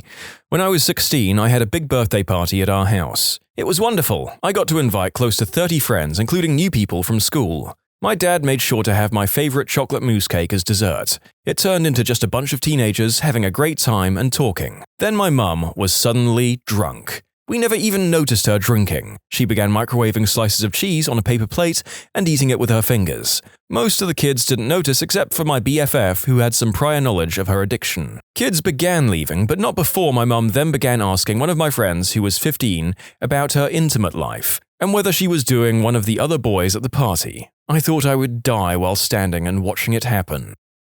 I had a male friend come over after school, and my best friend/neighbor was going to join soon after. They were dating at the time. Anyway, we get off the bus, started walking down the alleyway, and noticed my mum pulling out of the driveway. So we walked up to the car, and I asked where she's going. "Mum, we're heading to the grocery store. Do you need anything?" Me? No, I think I'm good, Mum." "Okay, well, I noticed the cucumber in your room was looking a bit soft, so I'll grab you another one." My friend looked like he was actually about to pee himself. "Was there an actual cucumber, or was she just messing with you?" Oh, she was definitely just fricking with me, but she did come home with a cucumber. I'm 21, and my mum still tries to order my steak for me. I ask for medium rare, and she says, "No, he'll have medium." And I say, "No, medium rare." And she goes, "Okay, whatever, that's fine." My 350-pound mother streaked in front of my boyfriend and my friends for $100. I was only 16, and that image still haunts me. My butthole of a stepdad thought it'd be funny to give my alcoholic mother money to mortify me. When I was 10 or so, I was struggling with being too big for kids' clothes and too skinny for most juniors' clothes. I was trying on this dress with a mesh area around the neck in the department store dressing room, and it was so big on me that my bosom literally showed through the mesh part that was supposed to be around my collarbones. Kids that age are moody, so I just lost it in frustration and started crying. My mom was like, "Oh, just let me see." But I didn't want her to see because that meant showing the whole fitting area, my whole chest. Finally, I showed her, and when she saw how upset I was, instead of comforting me, she decided to mimic me, fake crying in my voice and saying, "Oh my God, everyone can see my chest," and flashed everyone in the dressing room. Jeepers creepers, I came here for dad jokes and funny cringe moments, not actual childhood traumas. This kind of stuff will mess you up for a long time. Well, since we're committed now, here's another one. Sorry, this is a long one, but this will always stick with me until the day I die. So I really liked this one girl in high school, and I was always hoping we would talk someday, but I was a shy and quiet person. So one day we were all waiting around in the hall, and she started going off about her ex-boyfriend and stuff, and I was just there listening and watching. She looks at me and randomly says, "Hey, will you be my boyfriend?" My butt clenched so tight, but I was able to smoothly say, sure, why not? And she just laughed and said okay. So later in the day, I somehow gained the courage to ask her for her number since I'm her new BF, and she smiled and said she wasn't being serious, but would actually like to talk to me. She says she's been wanting to, but I just never asked. Holy crap, my mind was going absolutely insane around this time, so I took her number and walked away without saying anything, because I'm me and will say some stupid crap to screw this up. Fast forward to that night, I'm at home and was going to grab the telephone to give her a call, and my mum asked what I'm doing. I let her know I was calling a friend to talk for a few minutes, but she just said no. Didn't give me a reason, just said no and took the phone back. Now, my mum was going through bad menopause at the time, so she was really mean, unstable, and emotional person for most of my teenage years. Anyway, I asked her about it and she said, I'm not allowed to talk on the phone, but I wasn't in trouble, just wasn't allowed on it. So I did what any teenager does and waited until she fell asleep to go get the phone. So I give her a call and she says she's happy to hear from me and that we can finally talk without our friends bothering us. We talk about the teachers, friends, our schedules, and her general life, etc. I'm really just agreeing and laughing at this point because I'm in utter shock that I'm actually speaking with her. Well, I'm guessing my voice or laughter carried over to my mum's room, and she bursts through the door so hard that I jump and drop the phone. Loud as any person can be, "Why the frick are you on the phone? I told your stupid butt you can't use the phone! Why are you on the fricking phone?" I was not expecting that outburst at all, so I just said I was talking to a friend and asking them for help with homework. She says, "I don't give a crap. I told you not to be on the phone, and now you're talking with your friends? Who the frick are you talking to so gosh damn late?" For some dumb reason, I gave her the girl's name and not like another male friend's. She was pretty much turning red at this point. "You don't listen to me and now you're on the phone with some B-word? I don't want no B-word calling our house. Hang up right now and tell that B-word don't ever call here again." She slams the door shut, and I look down to see that the phone is still connected. My heart dropped. She had heard the whole fricking thing. So I pick up the phone and sheepishly say, "Hello?" She only said, "Wow, that was, okay, see you later," and hung up. The next morning she avoided me like the plague. She never talked to me again after that, and we never spoke on the phone again. A part of my soul died that night, and I don't think it will ever be fully restored. Mine bought me a diary encouraging me to write in it. Later stole said diary, broke the lock off, forged a bunch of made-up crushes in there, and then read it aloud at the dinner table to humiliate me. My mother was not very kind. My parents, Southeast Asian, told one of my best friends, who's a girl and Caucasian, behind my back that if she was the same ethnicity as them, they would ask me to marry her. I'm sure they thought this would be very flattering. I found out later, and to this day, over a decade later, it still makes me cringe big time. A lot of people here are asking me if my parents are racist. They're not. This is a cultural thing. I've been married to my Caucasian wife for many years, and they love her.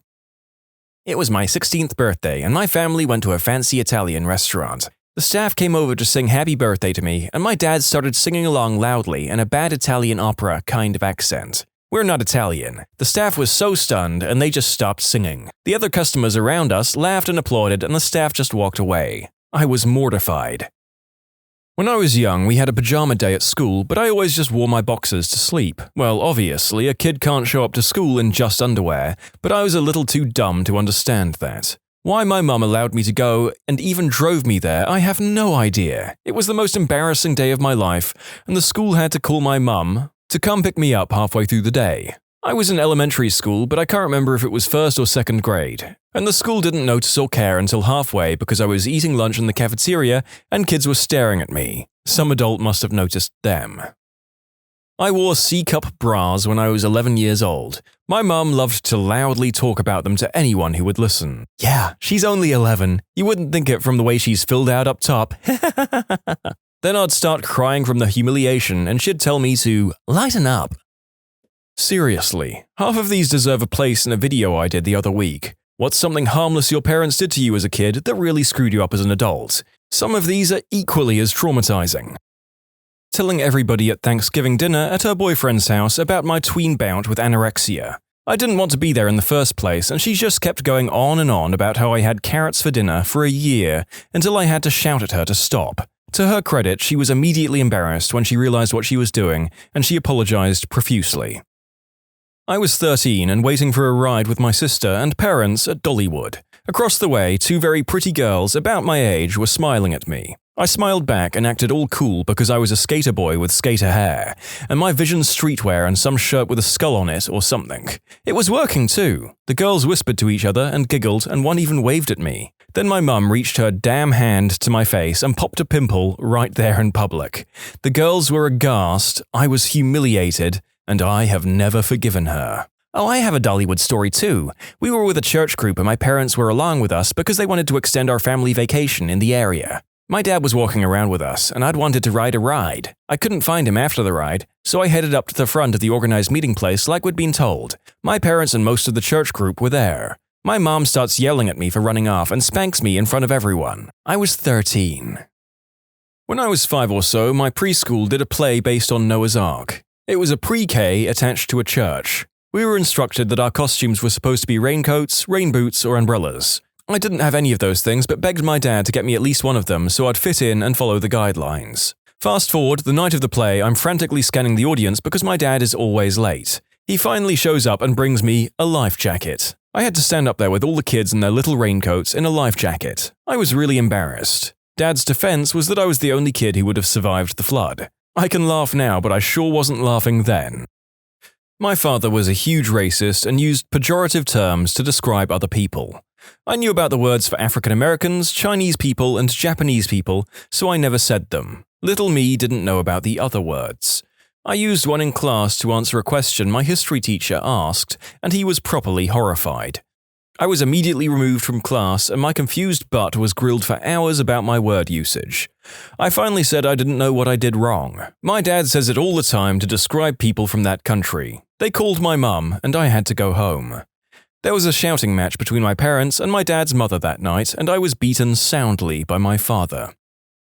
Mum made me call my 8th grade social studies teacher at home to ask if I could use him as a job reference. He lived with his parents still, and I asked for him by first name. He waited for me at my locker the next day to tell me to never phone his house again, parents' house, and never call him by his first name again. Didn't get the job either. Mum denies this ever happened and claims she would never demand I do something so strange. Don't you hate it when your parents become revisionist historians? I came home from school with head lice. Instead of telling the teacher, who would send a letter home to everyone without it specifically naming which child they noticed had lice, my mother rang every person in my class that she had the phone number of. She would have a chat with the parent, all, "Yeah, she has head lice, so you need to check your kid." I probably got it from someone in my class, and the whole class likely already had lice, but kids don't realize that, so the whole class were calling me dirty and saying that I'd infected them. It was horrible. I was hysterically crying while she called people. I didn't expect so many people to read this, so to address the concerns, she never did anything bad ever in my life except this, and she kept saying, "Don't be stupid, I'm just telling their mothers so they can sort it," and presumably didn't expect them to tell their 7 or 8-year-olds who it was. Clearly someone did, because the whole class knew it was just me by the next day. Seems there's a lot of comments below with similar stories of adults having no clue how oddly shameful it is to have lice when you're little, which sucks, but kids will jump on anything to be mean sometimes. I have aggressive Crohn's that started showing up around 8th grade. My mum took me to all of my doctor appointments, which were all pretty embarrassing because no teenage boy wants their mum involved in their butt-related illness. One particular visit, we were about halfway through the appointment when she whipped out a Cool Whip tub. Turns out the following night I used the bathroom and it didn't all go down, so she thought it would be helpful to load up that in our poor people Tupperware and haul it into the doctor so he could look over it. He had the confused, "What am I supposed to do with poop in a Cool Whip tub?" face for a good 5 to 10 seconds, then politely dismissed it. Who would have thought there isn't any medical knowledge to be gained from fishing poop out of the toilet, refrigerating it overnight, and schlepping it up for an office visit? When I was a senior in high school, I had left the lights on in my truck all day and had to call my dad to come and jumpstart my car. Now, my father is 6'1" and has a very large belly. Mother Fricker rolls up in cloth shorts and no shirt to jumpstart my car. Then there was a time a few years earlier that my mother had him sent up to school to give me a sandwich before a football game. The man's boxers were longer than his shorts. He's always there for you when you frick up though, isn't he? He'd give you the shirt off his back if he was wearing one. This is actually something people have said about him. Just saw a mother walk into a classroom with a handheld radiation meter and proceed to tell the teacher that little Billy needs to sit in the back corner of the classroom because of the toxic school Wi-Fi radiation. What other insane things have you seen/heard of that these helicopter moms do? Joke's on her when I tell her that visible light is also quote-unquote toxic radiation. Maybe she'll go back to whatever cave she crawled out of, this time with their lights turned out. What I don't get here is that mom was perfectly happy with other children getting killed by the supposedly lethal radiation. Surely, if she was so confident it was toxic, she would have nobly saved the whole class by getting them out of there. But I guess she believes Wi-Fi is toxic, so logic should not be expected. I work in HR at a large telecommunications company. We usually sit in the conference room and can see/hear the interview candidates while they are waiting in the lobby. This poor guy was probably 19 or 20, and his mother wanted to go into the interview with him. We actually had to ask her to wait outside the lobby because even after being asked to sit down, she said it was her, quote, right to be in there. WTF? Guy didn't end up getting the job, and she later called and asked where she could send an appeal letter.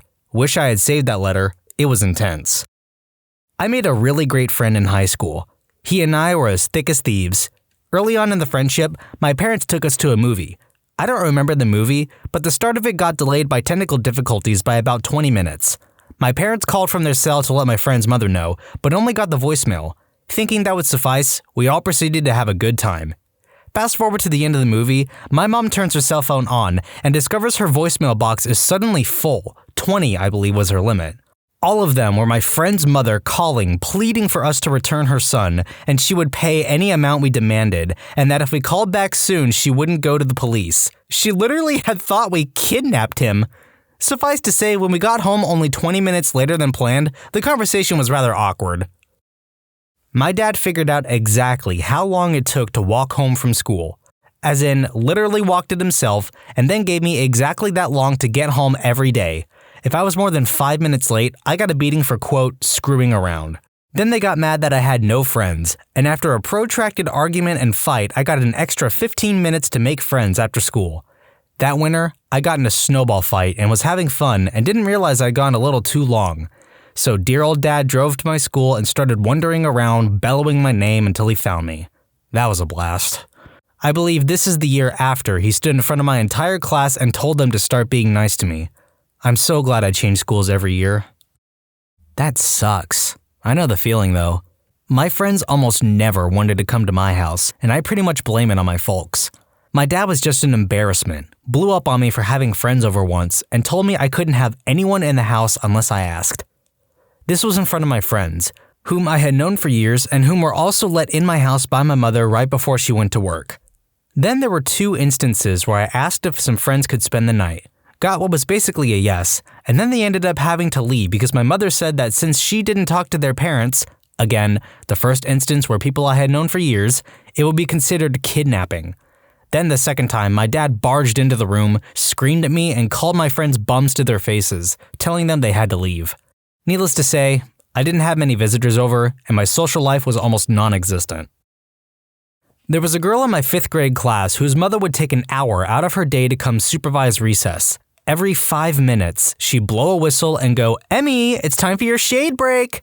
And, just like clockwork, Emmy would have to go sit in the shade for 5 minutes.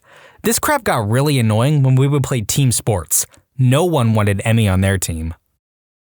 Went to a play group for children with special needs involved with infant development. Talked to a mom after I noticed that she wouldn't let her son off the mat he was playing on, chit-chatting, all the while she was stopping her kid from going off the mat. When I said something along the lines of, "Wow, your son really wants off that mat," she replied deadpan with, "Well, he was a preemie, so I got to protect him from the world." My daughter is blind, has albinism and nystagmus. She was rolling, yelping, and climbing up everything like a spider monkey. Ugh. When I worked at a coffee shop with the most helium-like, whiny freaking voice imaginable, came and ordered a 7-step customized drink and threw a fit when we just asked her to repeat it. Oh no! Am I the bad guy? I'm sorry! I thought you'd be able to speak English! Then she goes, in the same whiny, begging voice, Can my son have a job? I hand her a job application. He already sent one in! Can you just hire him? Hey! I don't want whipped cream on that! So, can he have a job? I tell her if he's sent an application, he'll get a call when the manager looks through the stack. We had like 20 applications at any given point. So he's just gonna be one in the pile? Yeah, that's not gonna work. He's a great kid. Just freaking hire him. Just to get rid of her, I wrote down her son's name and say I'll look into it. I hand her her drink and she leaves. My manager, who heard her screeching voice from the back room, immediately calls me over to see that kid's name. He digs through the pile of applications and immediately shreds the kid's application. His only words, if we hire him, his mother is going to be here all the time. I once interviewed someone for an entry-level job. The next day, I got a follow-up call from his mother. This kid had not made the cut.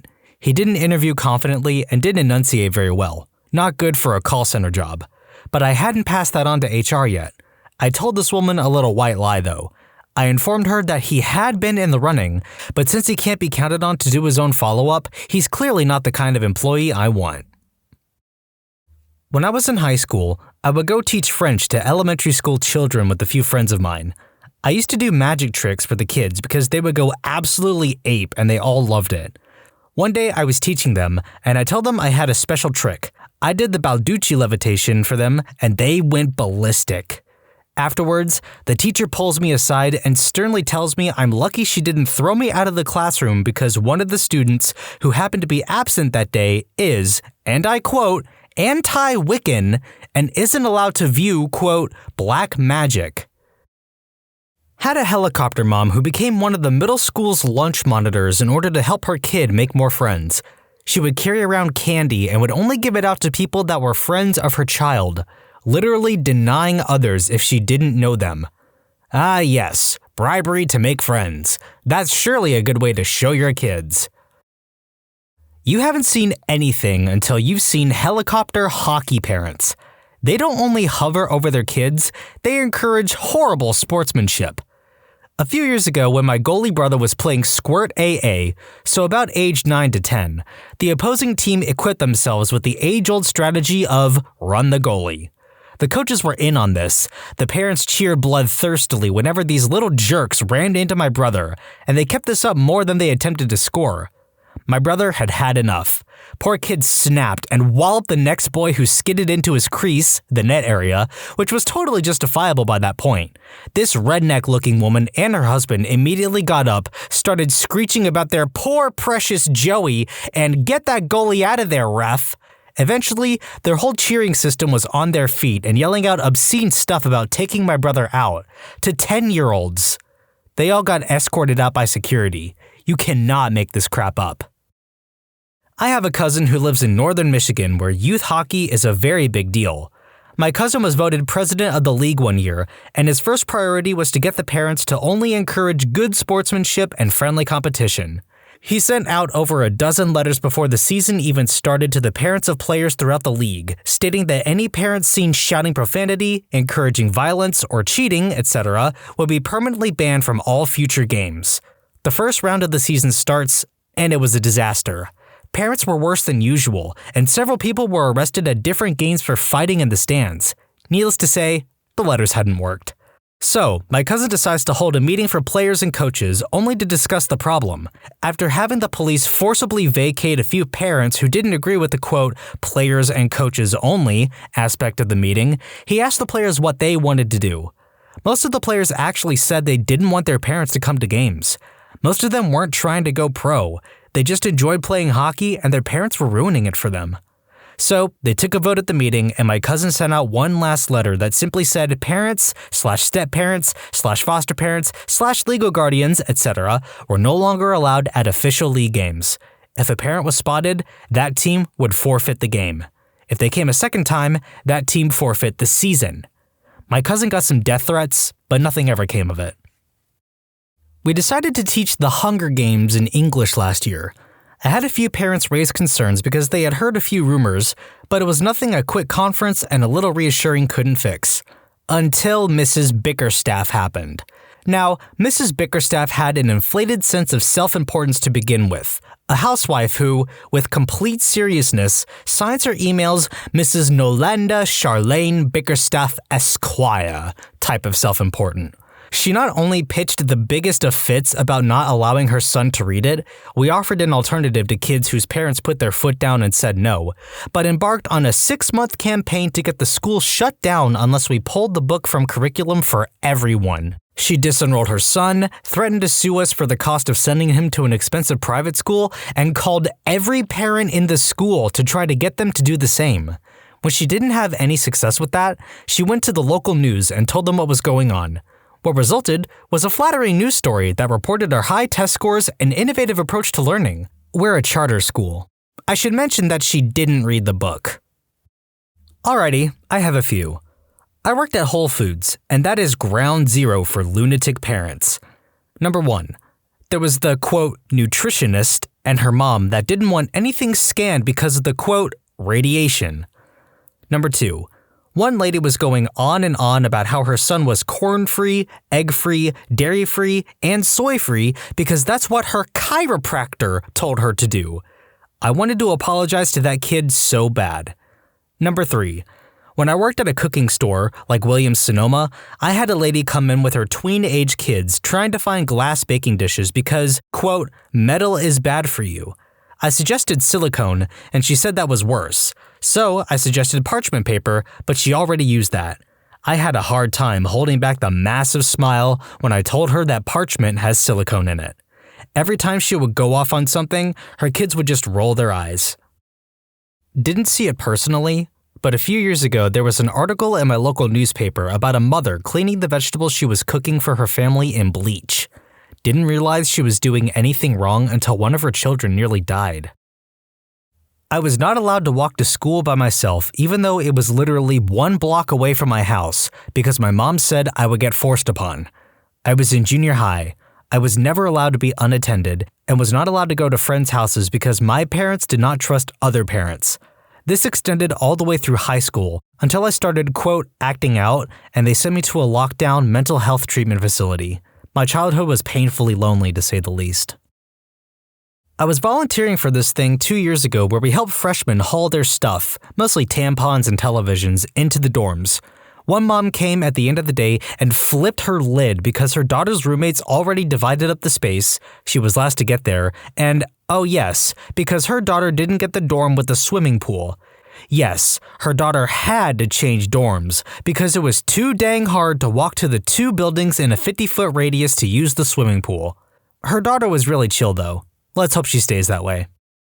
Pro tip for younger Redditors, if you're going to bring your parents with you into an admissions interview for a graduate program, it won't hurt your chances of getting in, but it will make you the laughingstock of the admissions department for the day.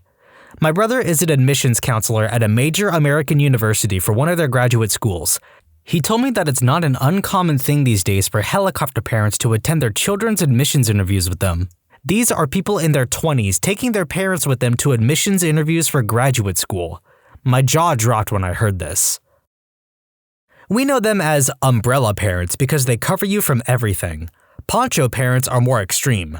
They're the parents that won't allow computer access without them right there, put huge restrictions on TV, G or PG, kids like 16, won't allow any video games, etc. Anyways, a Poncho parent I know managed to keep her 16-year-old son under the delusion that girls are gross and have cooties.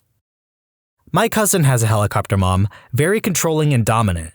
Kate never got to think for herself, never had to learn discipline, financial or personal. She never had to. Her mom did it all for her. When Kate finally got into university and was away from her mother for the first time in her life, Kate went completely off the rails, since to all extents she was an 18-year-old with the maturity of an 8-year-old. She would struggle to fill out basic paperwork and forms for the class, since she'd had no experience of it. Worst of all was that she had no experience of the opposite sex, since she'd been sheltered all her life, and so she got taken advantage of frequently. What was even more stupid was that her mom still to this day does not see where she went wrong. She can't realize or admit that she weakened her child by removing life opportunities that strengthen a personality. In high school, I was friends with this girl we'll call Judy. Judy's mom was really strict/overprotective, and she could never go anywhere with us. And when she did, she'd inevitably end up grounded. She could never hang out, and she wasn't allowed to have friends over very often. Once when I was at her house, she got grounded for yelling at the dog. This led to a rebellion where Judy just stopped doing anything her mom told her. She started drinking heavily whenever she could, and she also smoked weed and did whatever pills or drugs people had. She always had to babysit her if she came out with us. This went on for a few months, and she met this guy. We'll call him Tom. He was about 25, and the kind of dude that's every parent's worst fear. Judy came from a good upper-middle-class family. Her dad was a dentist, that sort of thing. Tom was a 25-year-old burnout, and he was on house arrest when Judy met him. It was love at first sight for her, even though we all tried to talk her out of it. She started hanging out at Tom's house anytime she could. She'd skip school to go over there, sneak out of the house at night, that sort of thing. Well, it's no surprise what happened next. Judy got pregnant. She was 8 months along at our high school graduation and married Tom and had the baby shortly thereafter. Moral of the story, don't be a ridiculously strict parent because your child will rebel and bad things will happen. P.S. The same exact thing happened to Judy's sisters when they got older. Sad stuff. Edited to update. Judy and Tom stayed married for 10 plus years. I don't keep up with her, but from what I've heard, she went on to become a hairdresser. Tom stayed out of trouble and the kid turned out okay. He'll be 20 now. Dang, that makes me feel kinda old. I had a friend, Christina, whose mom was like that but more crazy. She had divorced parents who split custody pretty evenly. When she was with her dad, things were good, but when she was with her mother, if her mother ever saw her talking to a boy, even a male cashier at a store, she was grounded. She wasn't allowed to have friends over, and she wasn't allowed to go out anywhere besides school without her mom.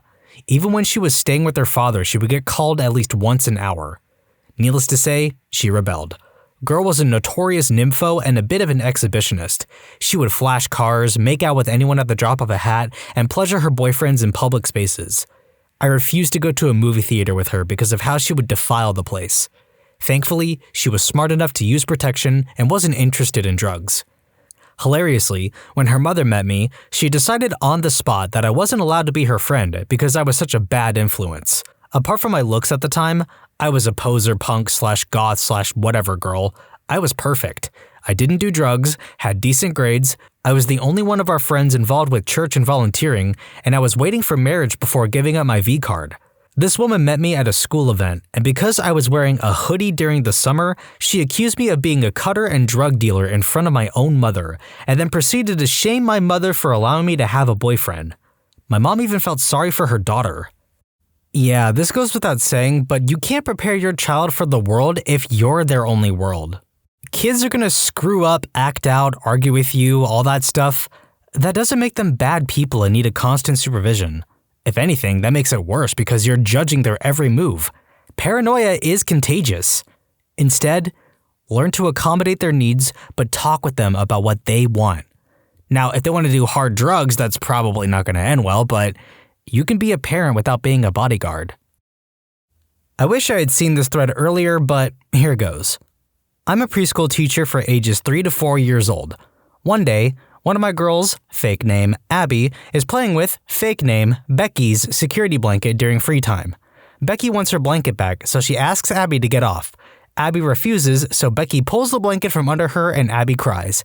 I tell Abby that she needs to listen to what Becky is saying and respect her friend's belongings.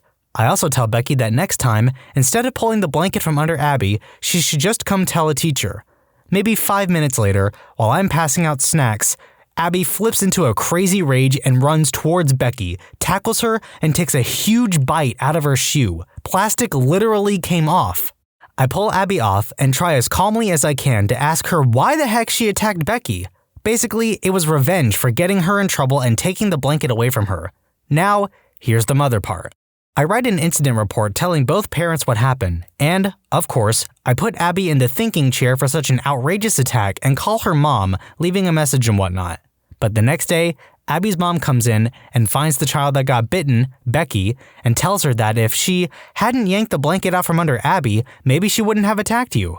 Of course, I asked the parent to leave immediately and to not speak to the children, that Abby was the one who attacked out of spite, and that her child's reaction was not an appropriate one that could be excused in my classroom. The mom got so mad at me for defending Becky, a 3-year-old, that she reported me to my supervisor for being unprofessional. I still have my job, but mom withdrew her child. But seriously? When you subscribe, make sure to hit the bell to turn on notifications. Put the playlist on in the background to finish listening to all the stories, linked at the top of the description. And if you like Am I the Genius, give Am I the Jerk a shot, linked in the description too. Either way, thanks a lot for watching, and we'll see you guys next time.